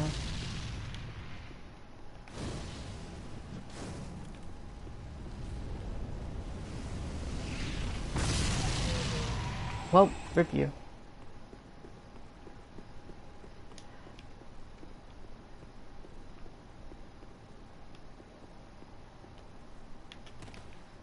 But yeah, like the Harald Knights are all piloted from their heads. The Irithyll slaves have their humanity up in their heads. So like I think the seat of humanity is up in your head. And the seat of like the first flame is basically your heart. You can't see it on a female character because reasons. It's up there though. Trust.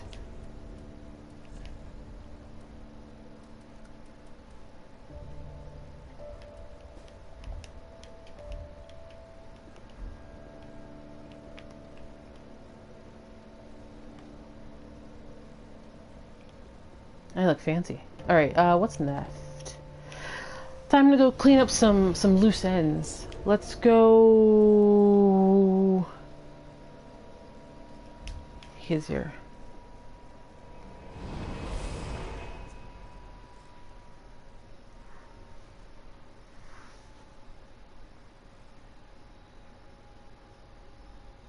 Yeah. Patches. I still think Patches was part of the pygmy royalty because he's a little taller than we are, aren't we? Isn't he? He does the same. The Patches squad is very similar to the statue of Gwyn handing over the Chloranthy rank. It even explains why he hates clerics so much, and how he knew about the Ring City, because how else does he know about the Ring City?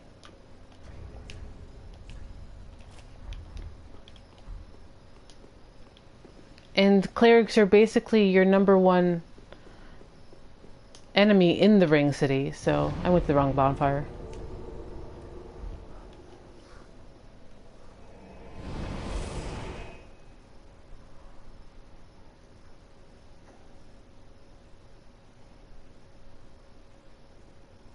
Maybe that explains also why he keeps himself bald, because he has to set himself apart from the rest of the pygmies who have long flowing locks.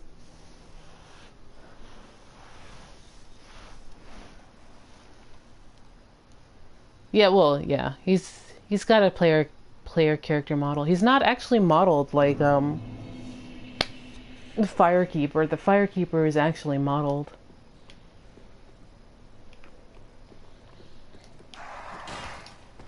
Would you calm down?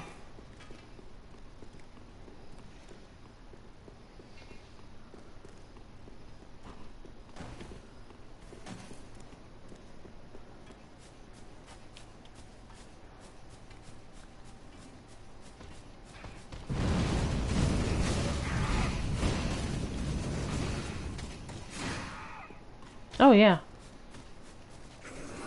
There's a cleric. There's a cleric. Everywhere is a cleric in the Ring City.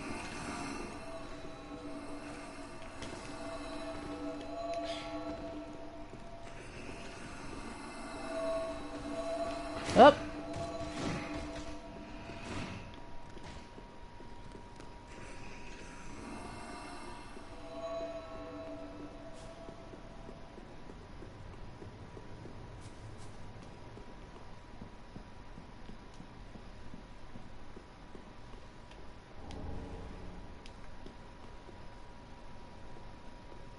So this is supposedly the dark room, and I don't think they mean literally a dark room.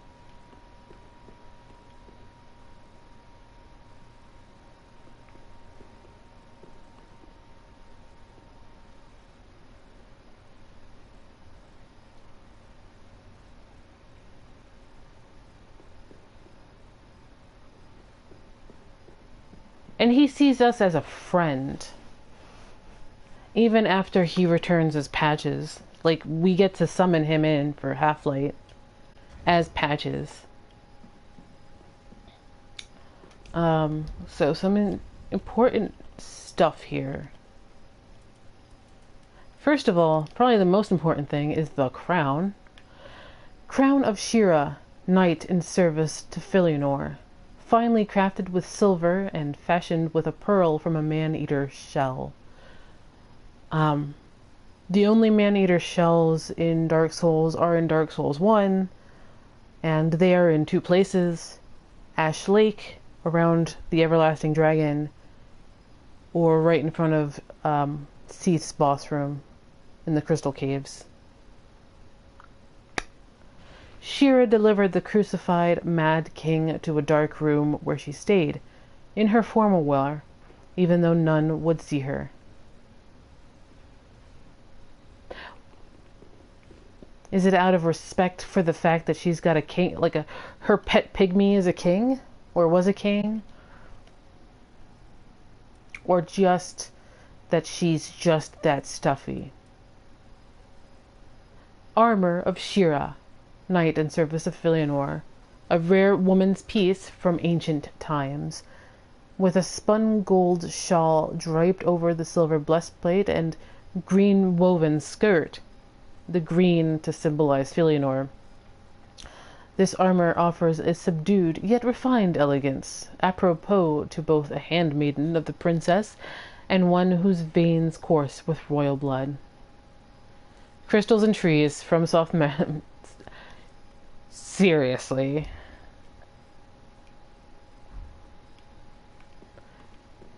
Trees and crystals. Also crowns.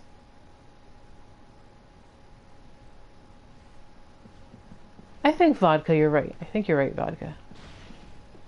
There is a pathos to remaining in your formal wear rather than, slipping into your pajamas, so to speak.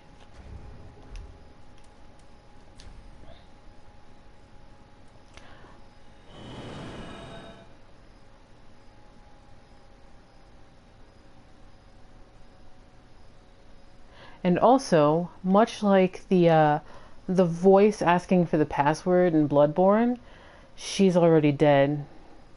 She's a corpse. She either died after you killed her phantom, or she was always dead. We'll never know.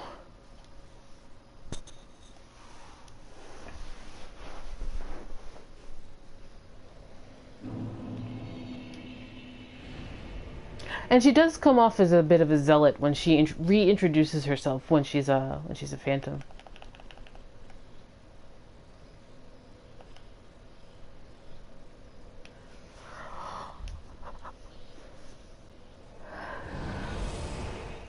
The password.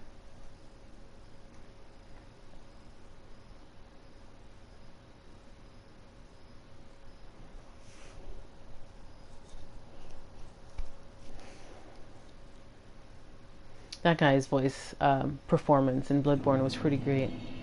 Pretty great. I'm doing a couple of loose ends before I go visit the painter.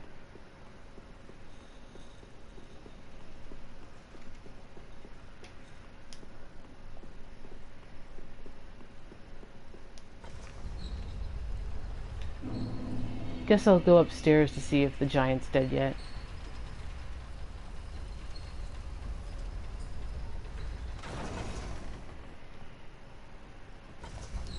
Huh, really?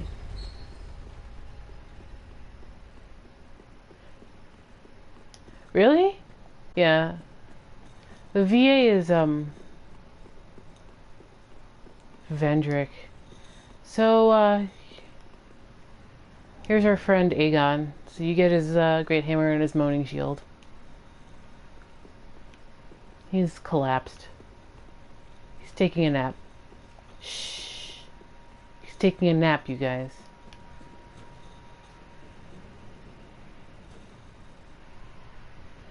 The sky is so cool. When I was going through this the first time, I kept humming the refrain from Black Hole Sun. F. Chris Cornell. Like, as soon as I saw it, I was just like humming along to the lyrics to like Black Hole Sun.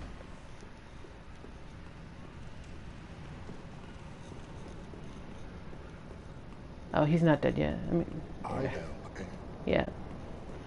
Which means I need to go check on the white branches in a couple of places.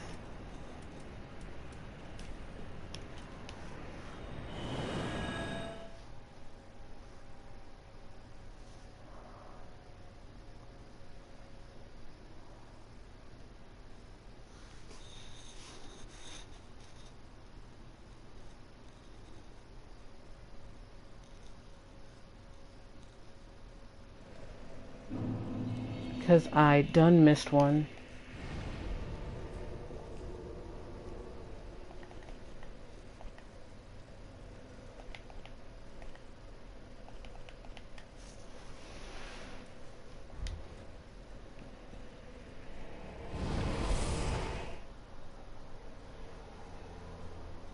Yeah. I kind of thought that him keeping Lothric's Shodels is a reference because Lothric and Patches share the same voice actor.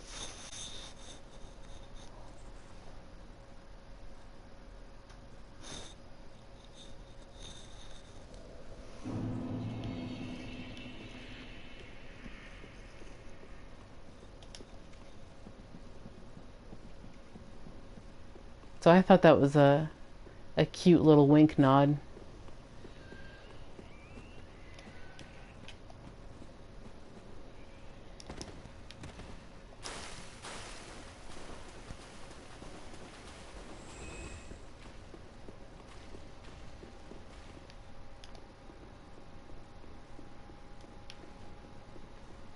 Do do do do do do do do do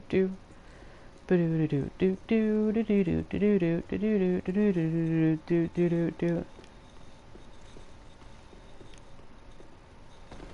Also, Patches' shield is right here. Normally. And guess where that is? A cathedral.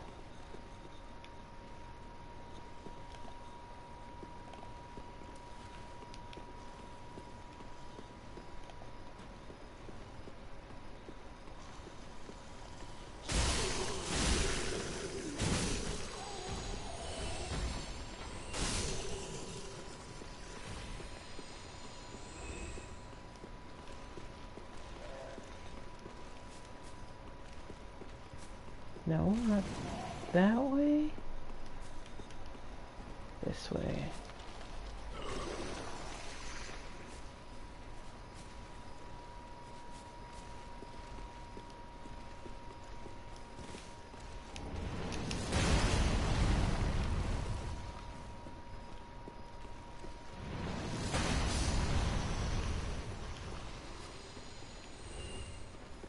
Okay, that one's finished.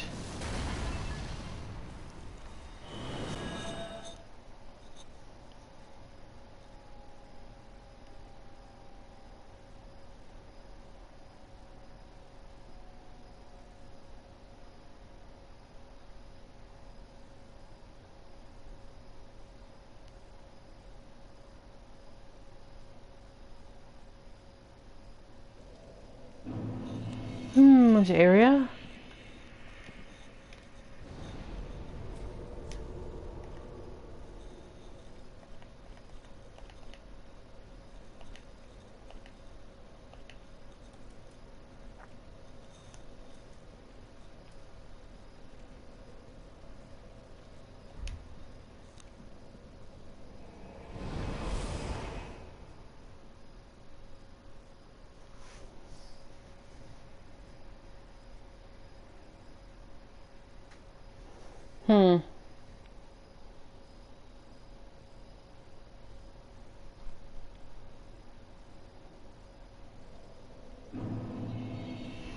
Let's see something.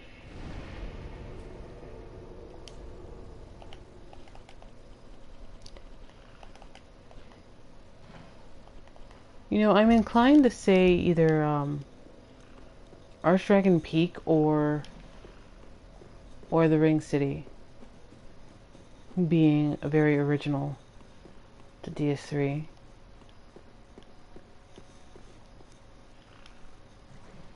So remember where the tree is here. There's the crab.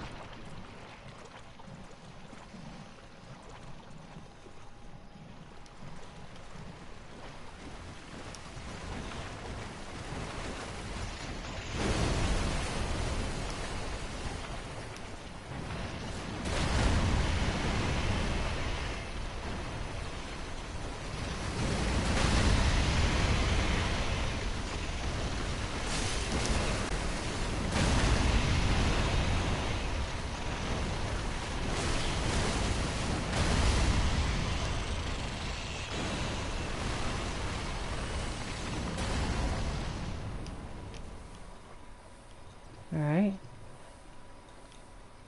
That's a tree that's... Alright.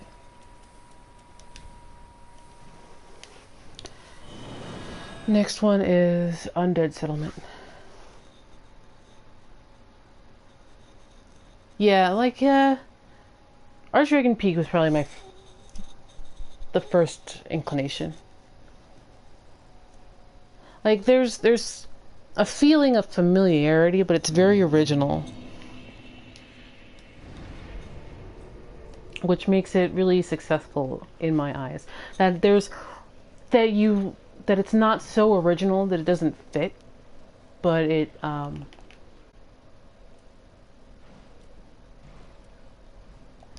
works.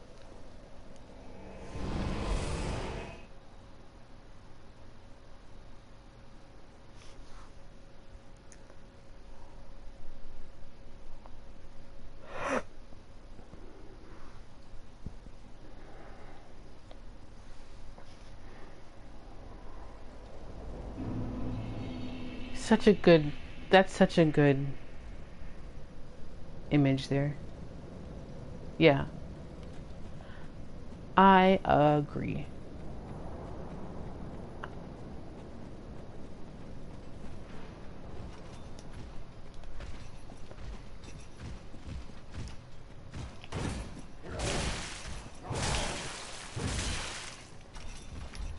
Me trying to be fancy. It's gonna be the death of me, you know. Again. Oh, fine.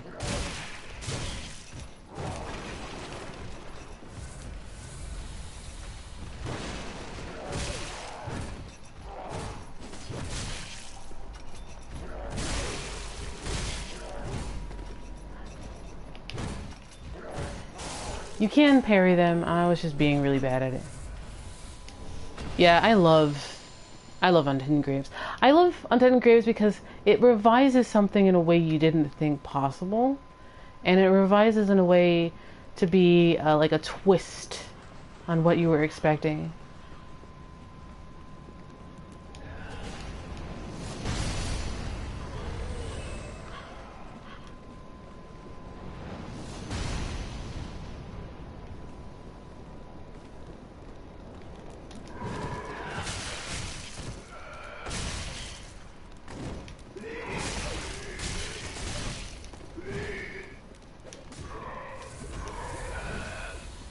Hey, I should try this, my new trick.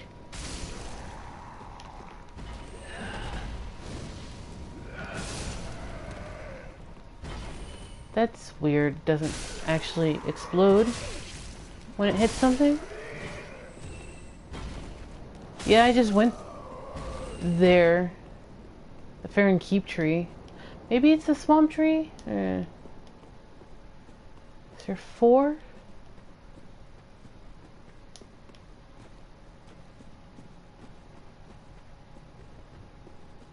Make sure I'm not missing anything from this tree.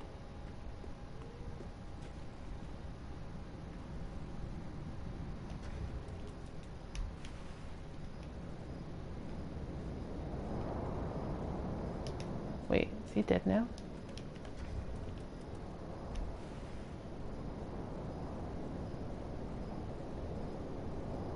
No, he's breathing. Alright, let's go check that one.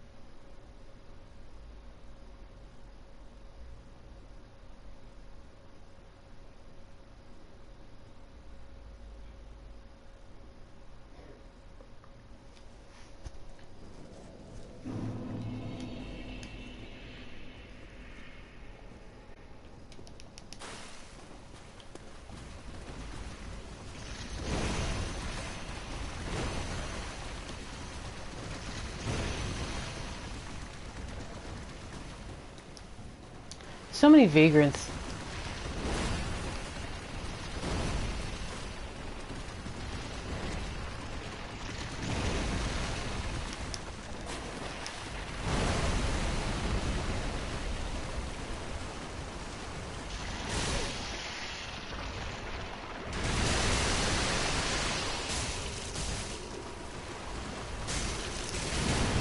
I love Carl.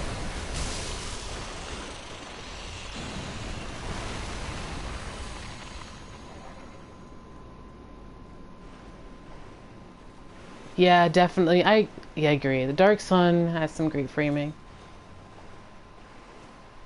See you, Eagle Border. Great to see you.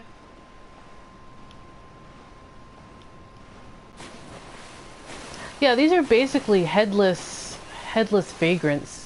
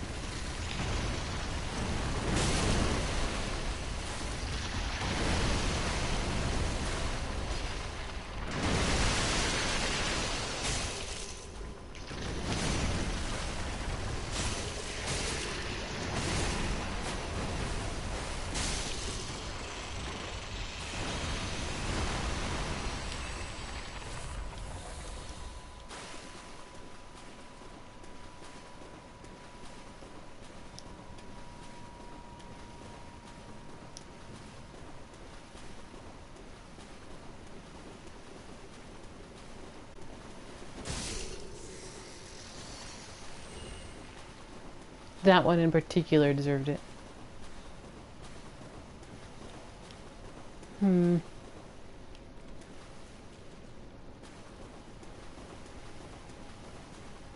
It's teeny tiny little legs.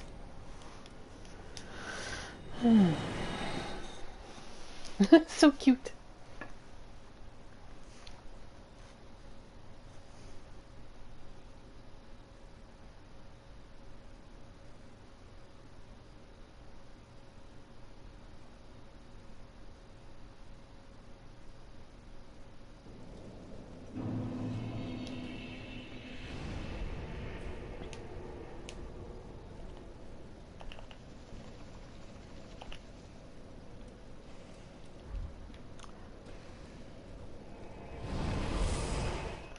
I don't know.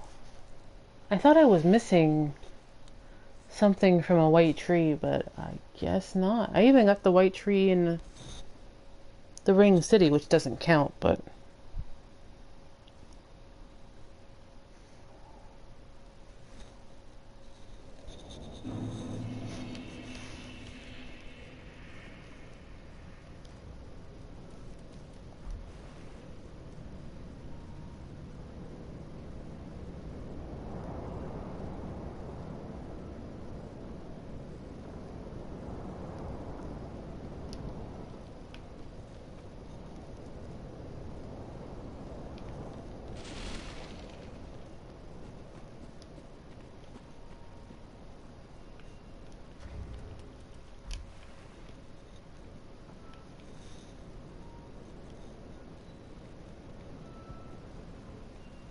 I guess I'm just gonna go check him again.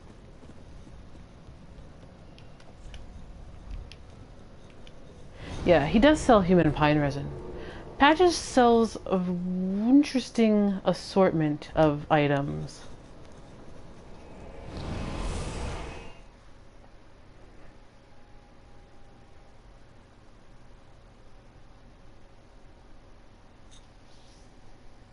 Oh look, it's the exploding bolts. Weapon craftsman Edmund. You get what you pay for. What's your hurry? Haven't you any manners? Sorry. Just gonna quote Demon Souls.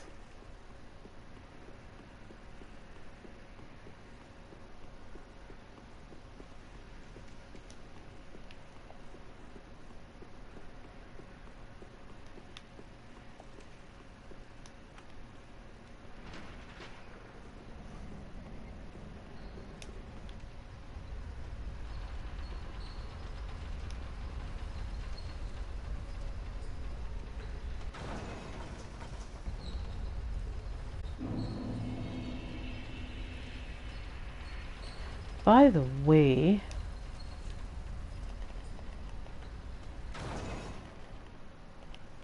Moaning Shield. A deformed great shield given to Aegon of Karim upon being conferred knighthood. The giant woman's face that protects Aegon is that of his sister, some years his senior. And given that they're from Karim, and Karim has a habit of putting things in things that shouldn't belong, such as the original purging stones were attributed to Karim, and the cursebite rings were attributed to Karim that did pretty much the same thing.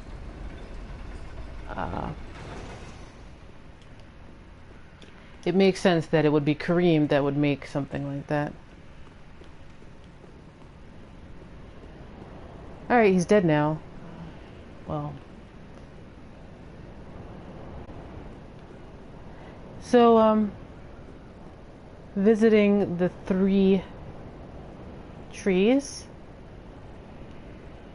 and making sure there was nothing around them. Probably as soon as I grabbed the last fading soul, he died because he stopped throwing arrows. So once you help him in making sure that the white trees are fine, he pieces the heck out. And he leaves the Hawkwing, which reads as the following. Ring associated with Hawkeye Go, one of the 4 knights of Gwyn, the First Lord, extends the range of arrows. In his later years, the giant Go was blinded, but this did not prevent him from striking down a calamitous dragon with his great bow.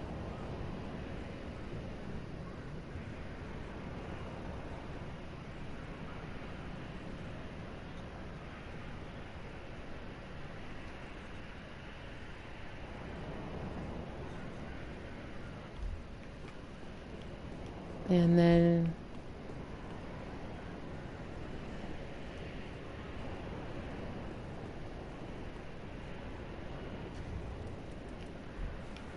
please pay no mind to the unloaded textures down there, but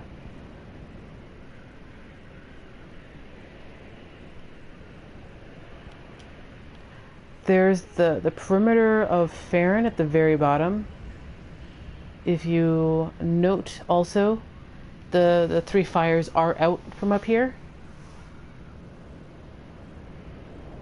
And then this is the Lothric bridge leading into the undead settlement.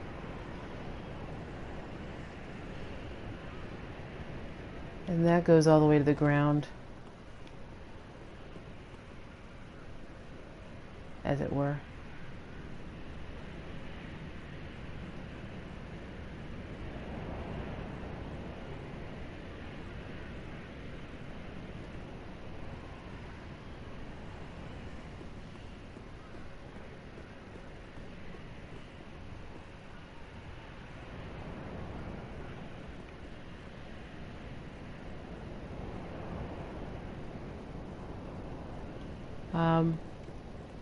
Cathedral of the Deep.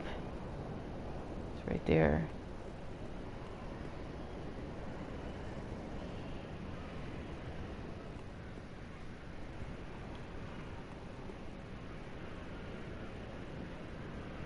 So the tree should be this way.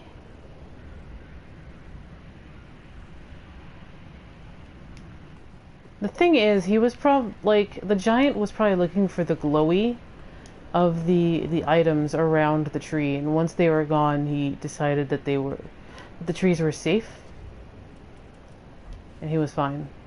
Here's the undead settlement tree.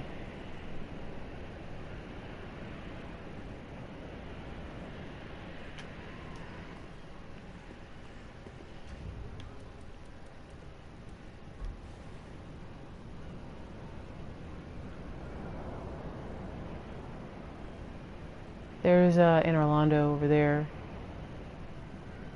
In light, by the way.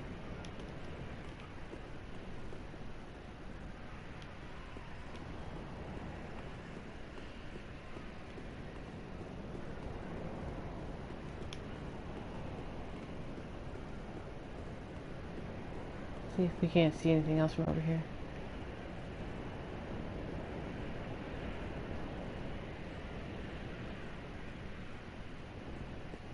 Doesn't seem so.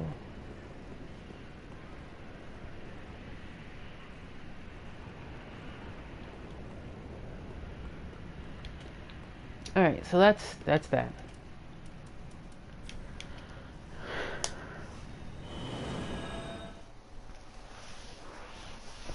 Oh, Sacred Flame.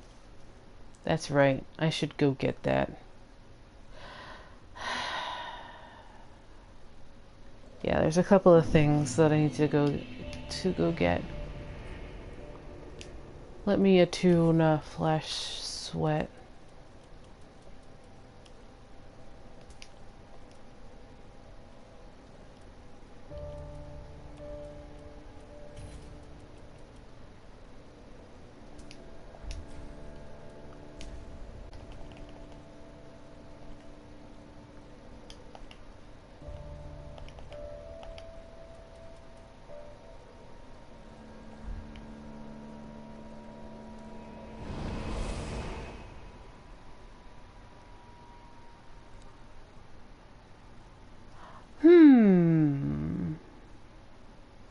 I kind of wish the actual blue blood the actual blue blood sword was in Dark Souls 3. I mean, it's here because like Henri's sword is blue if you look at it pretty closely. It's just like a straight sword, but you know, blue.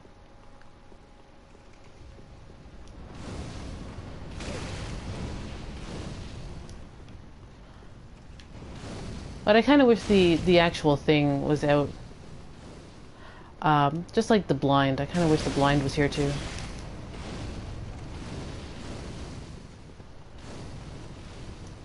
But I like the idea of luck being something you can't quantify and something that's just human.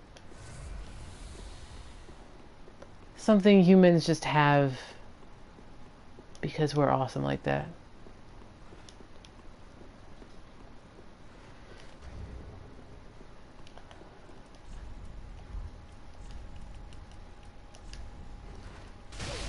Rat, do you mind?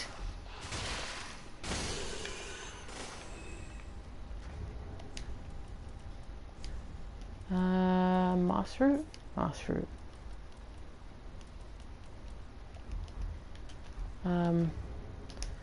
Yeah, it's not fire damage actually.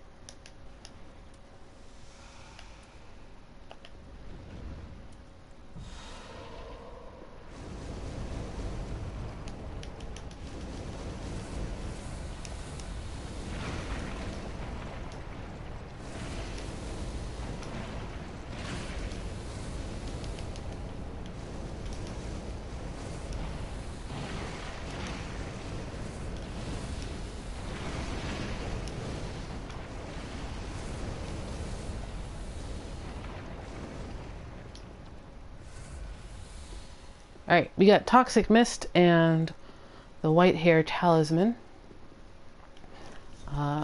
It makes sense that Toxic Mist would be here, considering Aigi was the Fair Lady's hand servant kind of guy.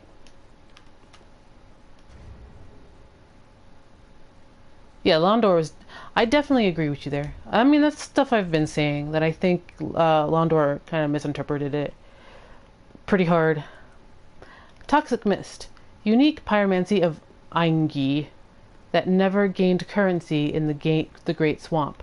Aingi in Dark Souls 1 was a dude who was the main major domo for the Fair Lady, which makes sense why this would be here nearby to the Spider Lady. Creates an intense poison mist. Driven from the Great Swamp, they say that at the end of his journey, Aingi happened upon a virulent poison and a young lady. I wonder if this would have been better for Gale, considering Gale is susceptible to poison. Alright, we gotta go back, refresh on my Estus flasks. And get Sacred Flame.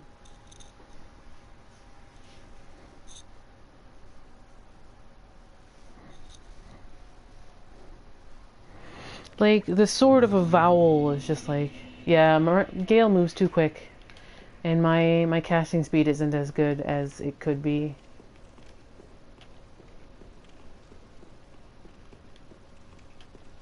And Gale's hitbox isn't like Midir's, so yeah.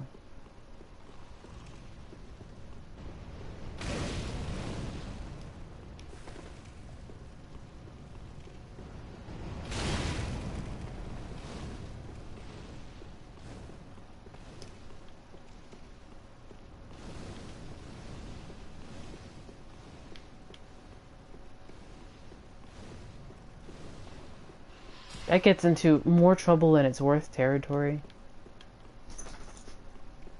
My dog agrees.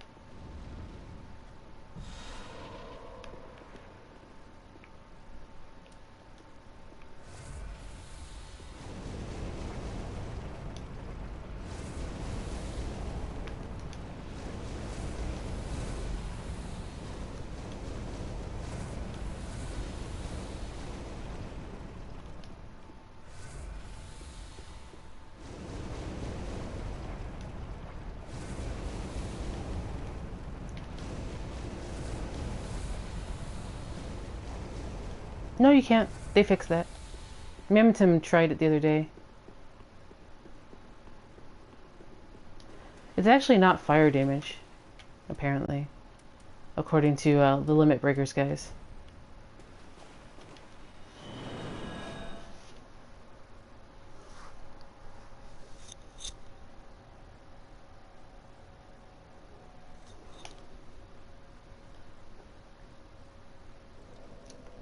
Alright, so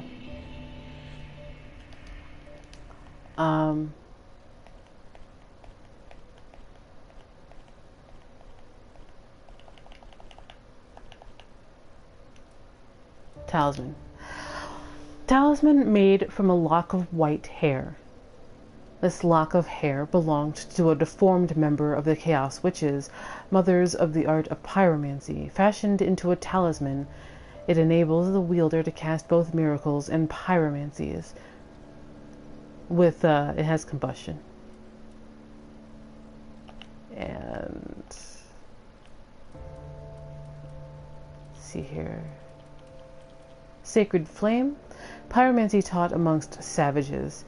Flame burrows inside foes and ignites. Originally used in a ceremony for cleansing sacrificial impurities, thereby lending the spell its name, which evolves a bit with the Cathedral of the Deep and the Evangelists. The Evangelists are basically doing Sacred Flame. As barbaric as it seems, this may in fact be quite fitting for the savage pyromancers who consider themselves servants of the divine.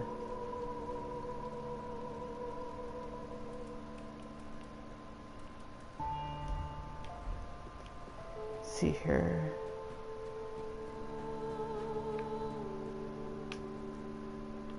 You're gone.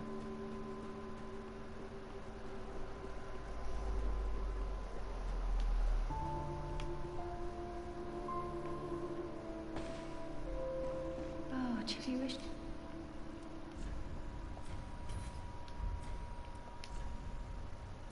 Yeah.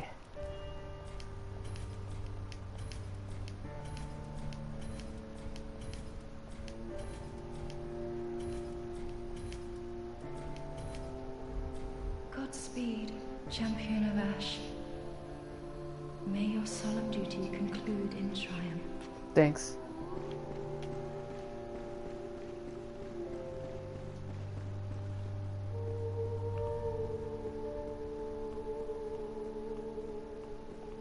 Yee.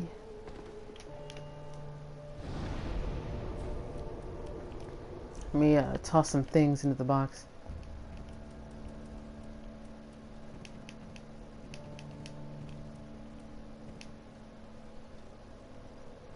Yeah, and white hair. The fair lady had white hair too.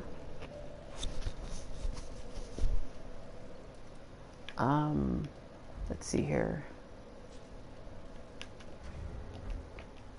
Do all I have left now is Soul of Cinder?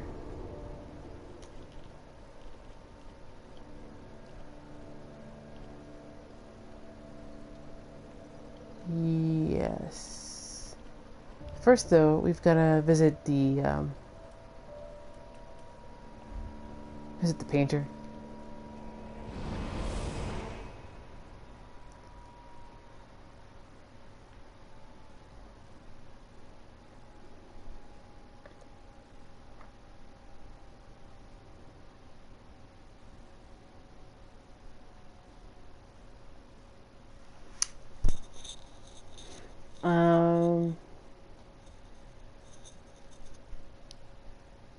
Anastasia, Dark Moonitis,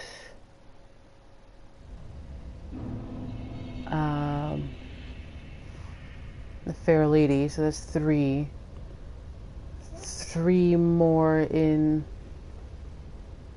Dark Souls 2. Actually, no, 4 more if you count Emerald Herald. 5, 6. 2 more in Dark Souls 2. I mean 3.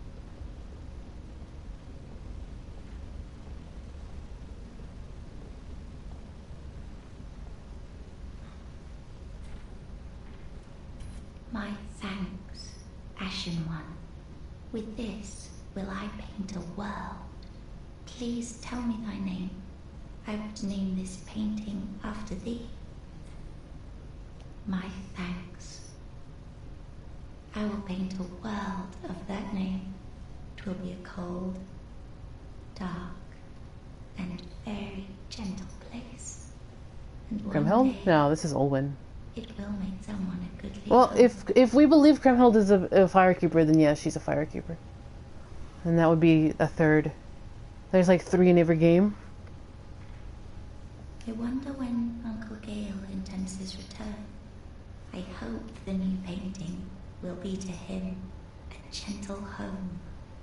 And that's kind of sad. She wants to build a home for her Uncle Gale, but Uncle Gale gave himself up for that home. Yep. Named after a pyromancer. Pyromancy!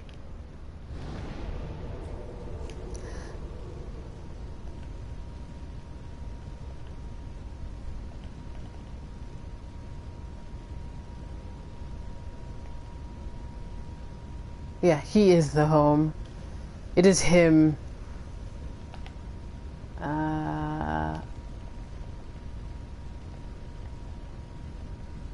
Or is it kill him? Oh.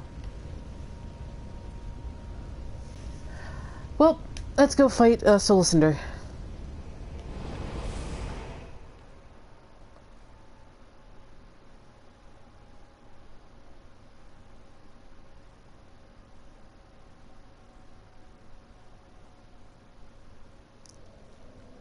Some people have said there's extra trees now in the swamp.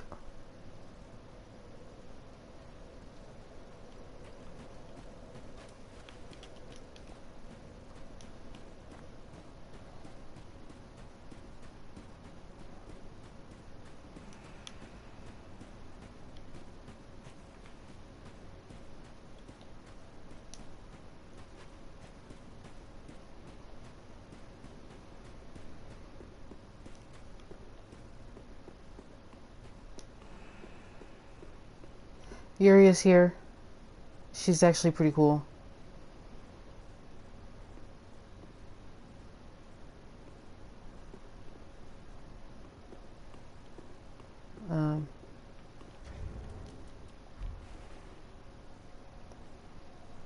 He is doing the rest emote. Waiting for you. Underneath the dark sign in the sky. With a place covered with, as Marcus pointed out, Lothric bannered weaponry. Yeah.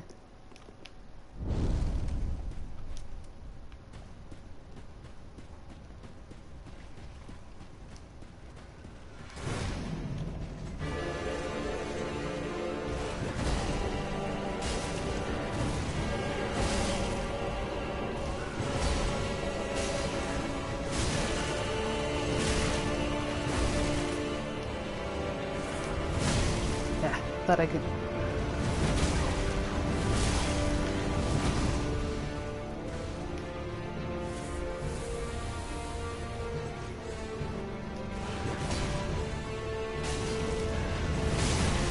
Where did he get this Ring Knight moveset from?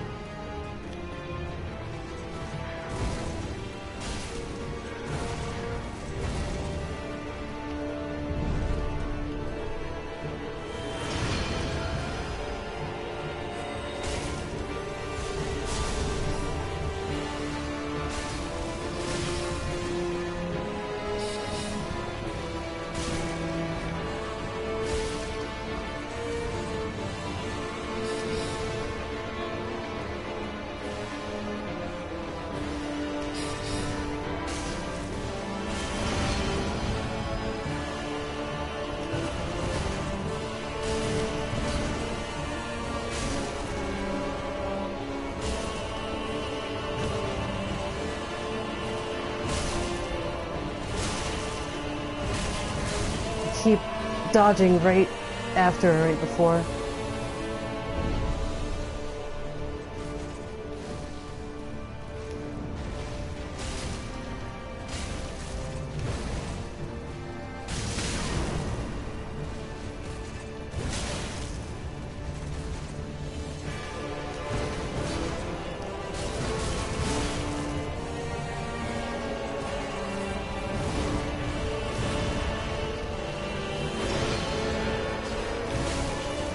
Ah, stupid freaking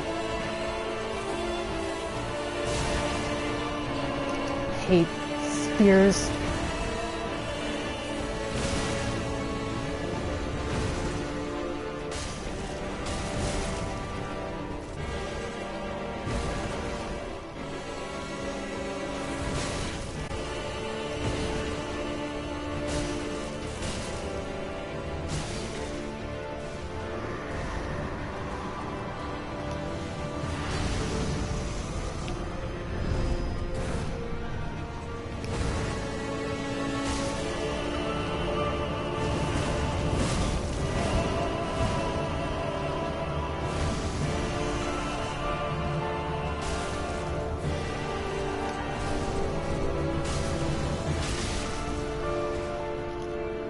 Safety hill.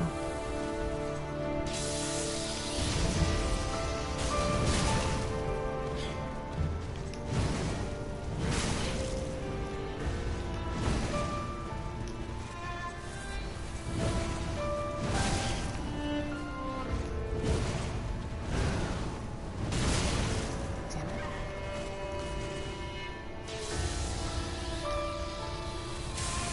One, two, three, 4, 5.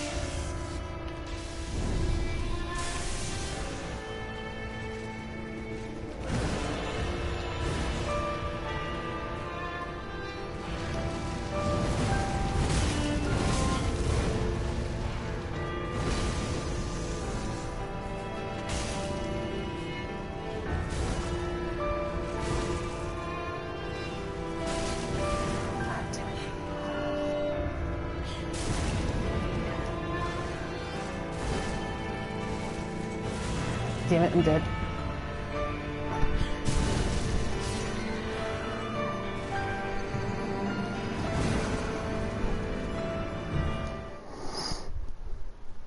Time to fix the rings. because they were not optimal anyway. Yeah, he got me.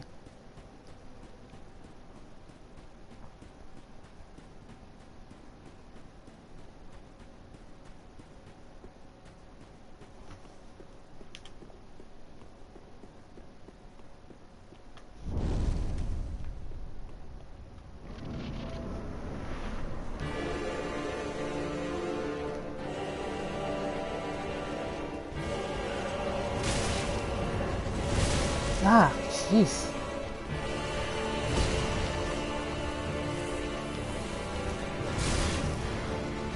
I'm just like slightly off.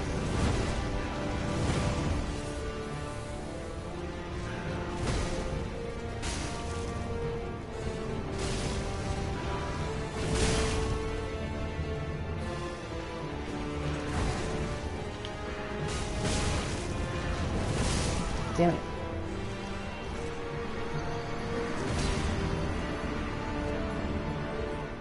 Of the Kiln Tower?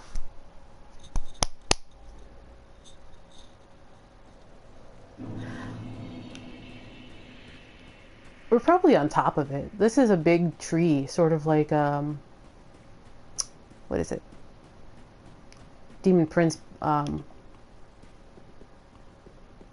except instead of being filled with, ash, it's got,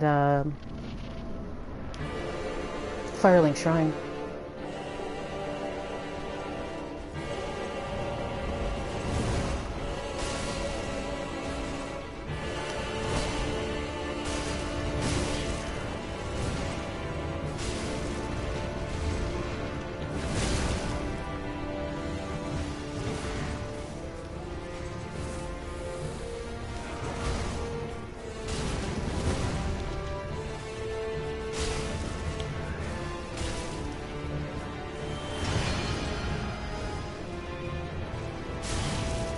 I thought he was doing Power Within.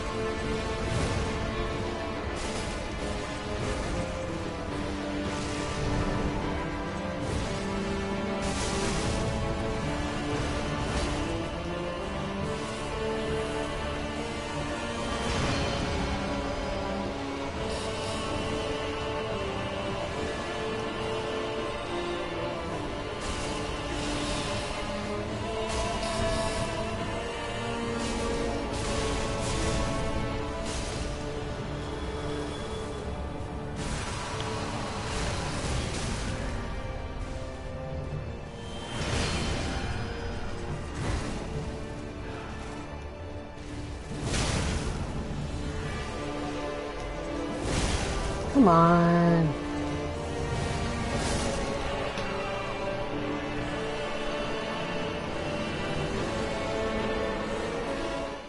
Yeah. I like Solar Cinder's outfit a lot.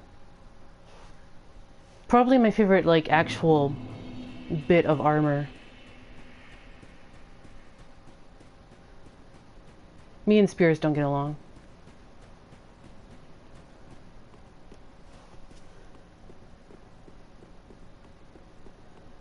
Any of you gotten parried by him? I hear he can parry. I've never seen it.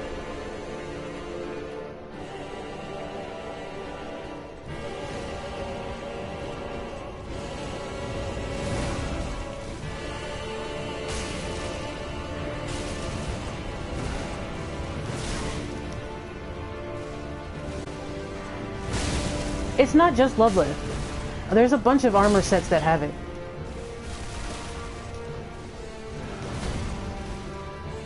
Pyromancer Starter has it too. I always fall for that.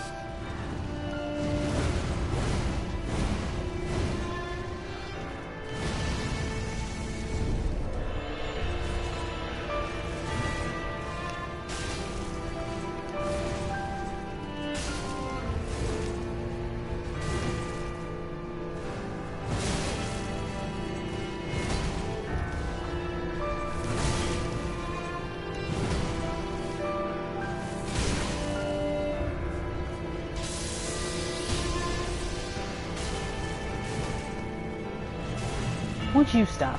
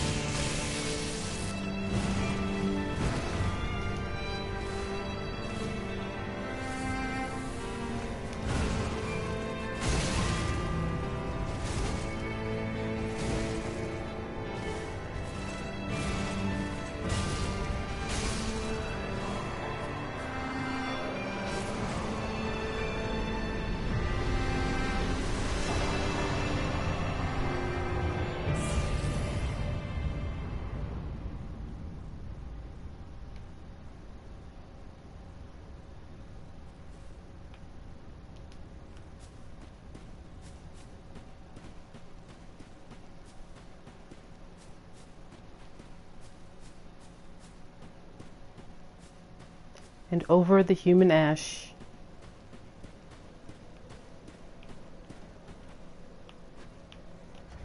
Alright guys, choose your ending. It is either usurpation of fire or secret betrayal.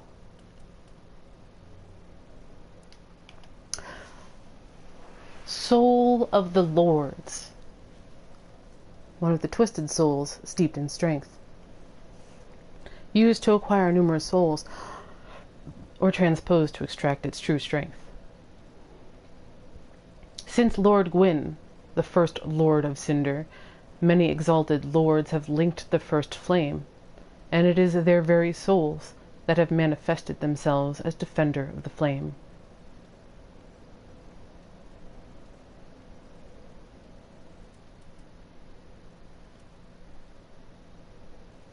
Yeah, kinda. It's in the left. It's not like, it's some dude in elite knight armor. Yeah. Like, they don't say it's like Henri or whatever, but it's just like some dude in a store in elite knight armor.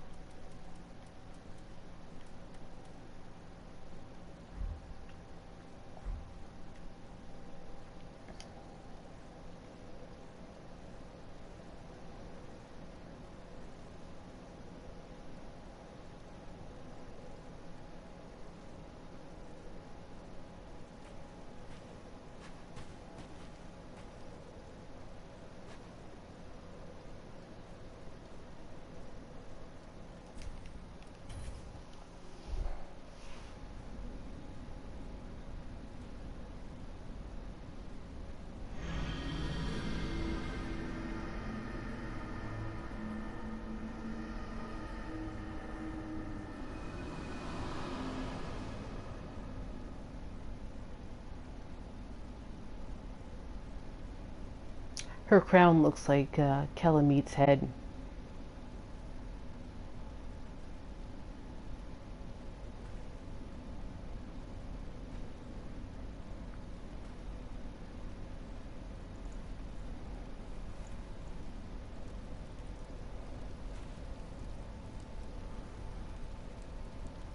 A bonfire of bones.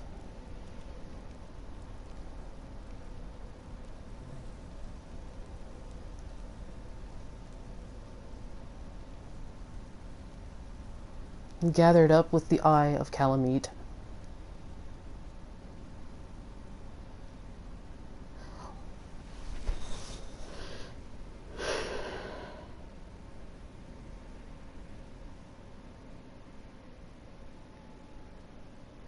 The first flame quickly fades.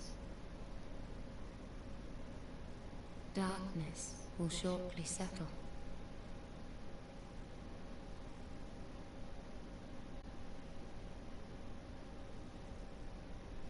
Blood has always been a fuel source in souls.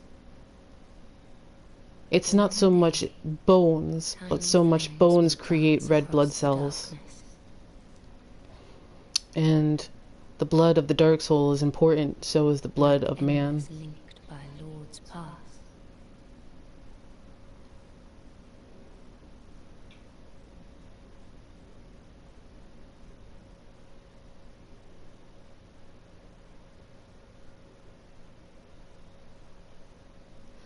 the camera stops there, and you can still see your character, so you can attempt.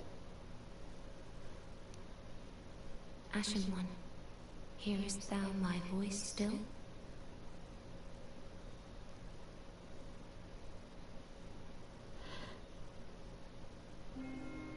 Interesting that it ends with a sound. Because sound is part of the environmental storytelling in 3 in a way it isn't in the other 2 games, especially with regards to the OST.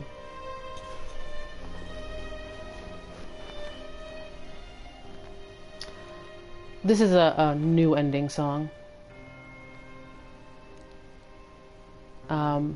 It features the singer Kokia, Kokia, all capital letters.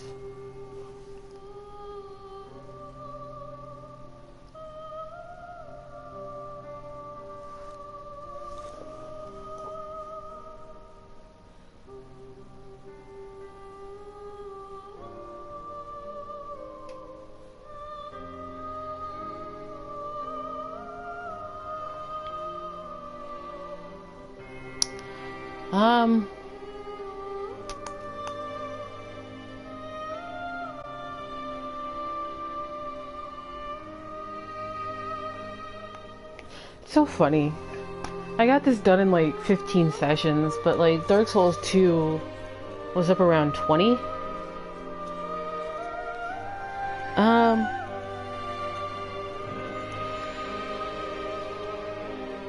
Nobuyushi Suzuki, everybody would know from the Ludwig theme in the Old Hunters. He did the other third, like Deacons of the Deep.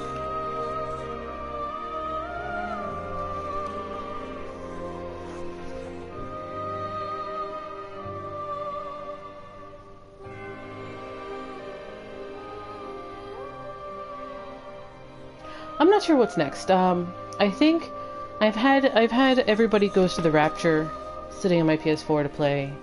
Halloween stuff is probably going to be Until Dawn.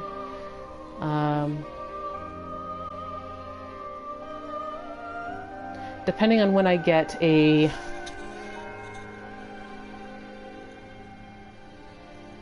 yeah, there's Kokia.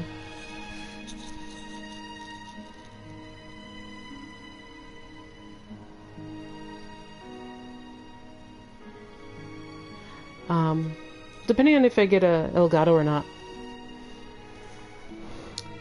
If I get an Elgato, I'll probably stream Demon's Souls and Dark Souls 1. Depending on if my computer can handle that.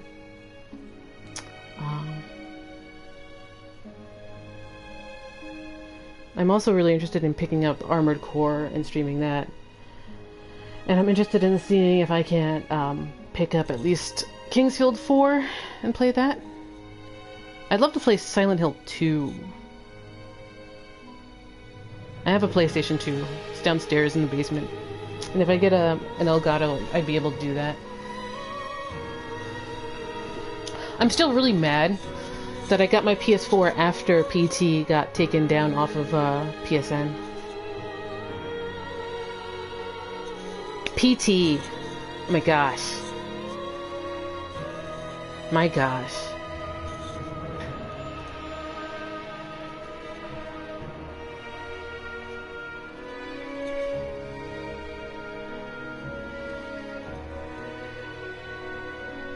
Look behind you!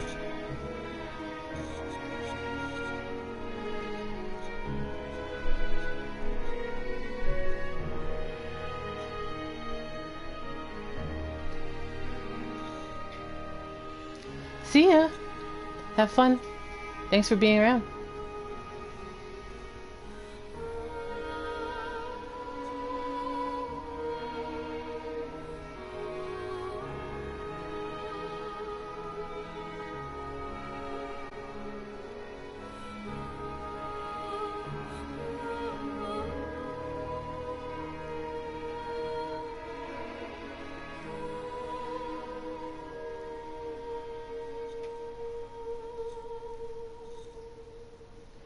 Yes. I actually streamed a little bit of it because I picked up my journey game. I streamed from where I was to the end, and it was basically about halfway. Journey is one of my favorite games because it does a lot of the same things that Shadow of the Colossus and Dark Souls try to do.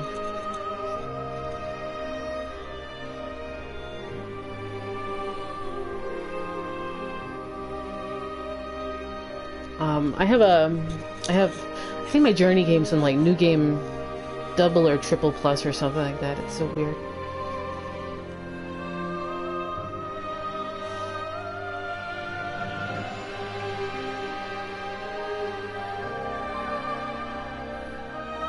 Ooh! I'll be streaming Shadow of the Colossus. For serious. When that comes out, I'm streaming it.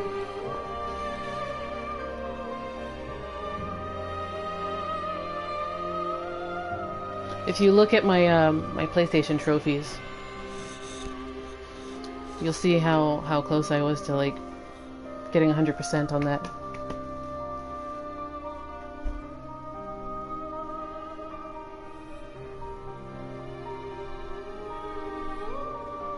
That's cool.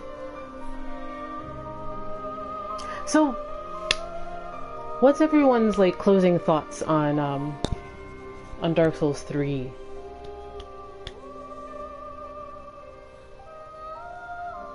And Souls in particular, after going through Dark Souls 2 and 3 pretty much back to back, and taking them pretty holistically rather than as like separate works.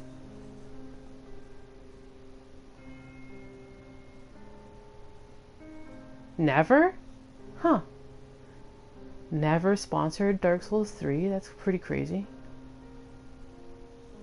For those who don't know, Naver is basically South Korean Google. It is as big as Google is here. It's huge. Naver is freaking huge.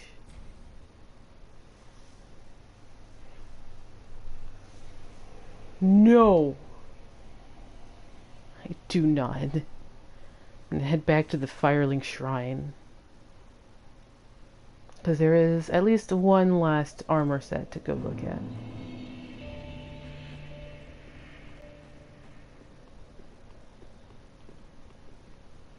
Oh, by the way, the Shrine Handmaid has the same sort of fabric as Ludlith.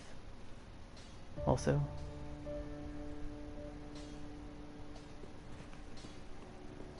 Ah, well met. How may...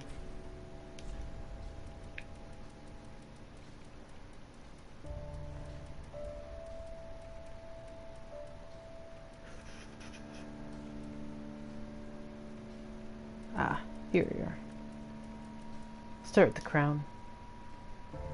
Helm of the Soul of Cinder, a deific manifestation of the Lords of Cinder, who linked the first flame. It resembles a knight's helm, but bears hideous burns and contortions. A misshapen crown can be seen upon its rear, because FromSoft can't help but give you crowns everywhere.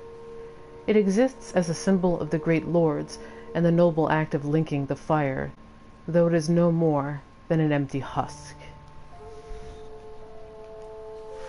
Armor of the Soul of Cinder, a deific manifestation of the Lords of Cinder, who linked the first flame.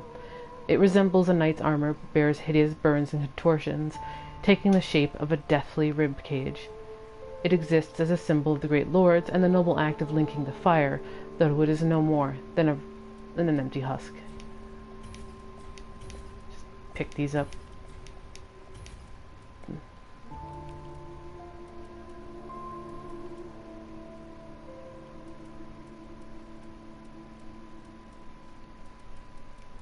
Yeah, and I think a lot of people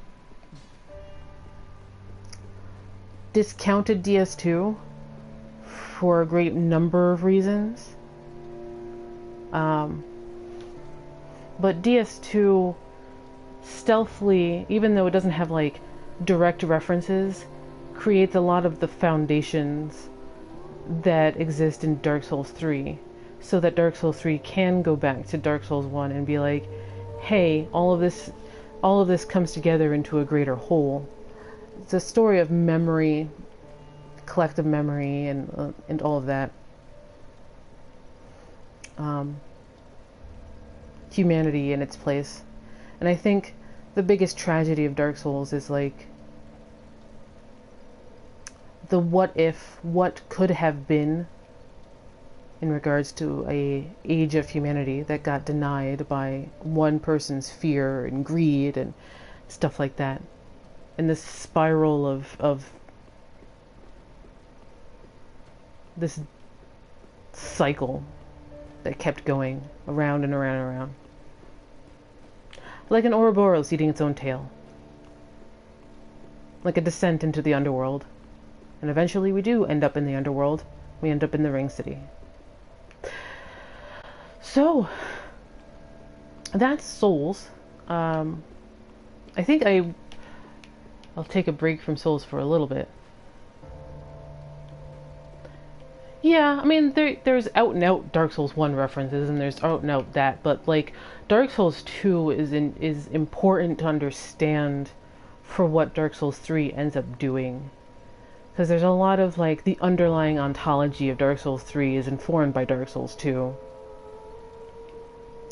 Even though there's not like neon lit up references and stuff like that, so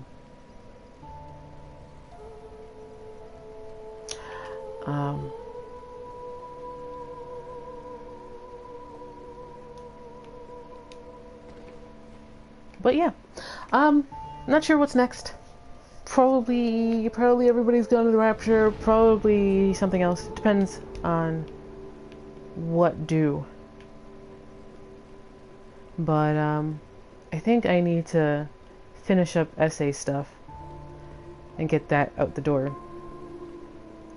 So let me know what you guys want to see me play or something. If you guys want to see me play Journey again or something, or whatever. But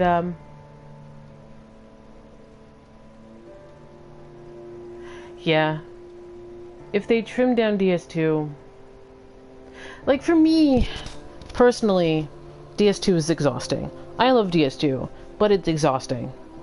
There's just so much. And I love the idea that everything in DS2 was kind of a farce, and it's very farcical. Everything is a recreation or fake or an imitation of something else that's happened before. And it works in a meta way too. And it also works in the whole idea of like what memory is and what identity is and how identities are constructed and how the world is constructed via our memories and our histories and stuff like that, and how mutable histories are because our memories are mutable. But you know, that said, they already did Scholar. They already did an Armored Core type of revision with Scholar. Because every Armored Core gets like a revision like Scholar. Which I'm not sure if they're going to do with 6, because the audience that FromSoft has now doesn't really know that. Every numbered Armored Core gets a brand new revision like Scholar.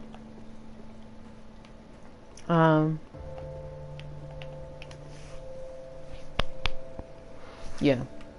But working with Japan Studio really helped. It made Bloodborne possible. It made Dark Souls 3 possible.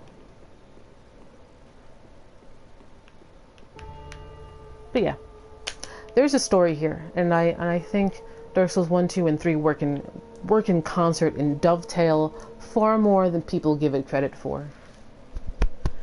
Side note, I don't think FromSoft does fan service. I think they just do self-references because they think it's funny. I'm looking at you, old Moonlight. I'll probably play Kingsfield 4 sometime.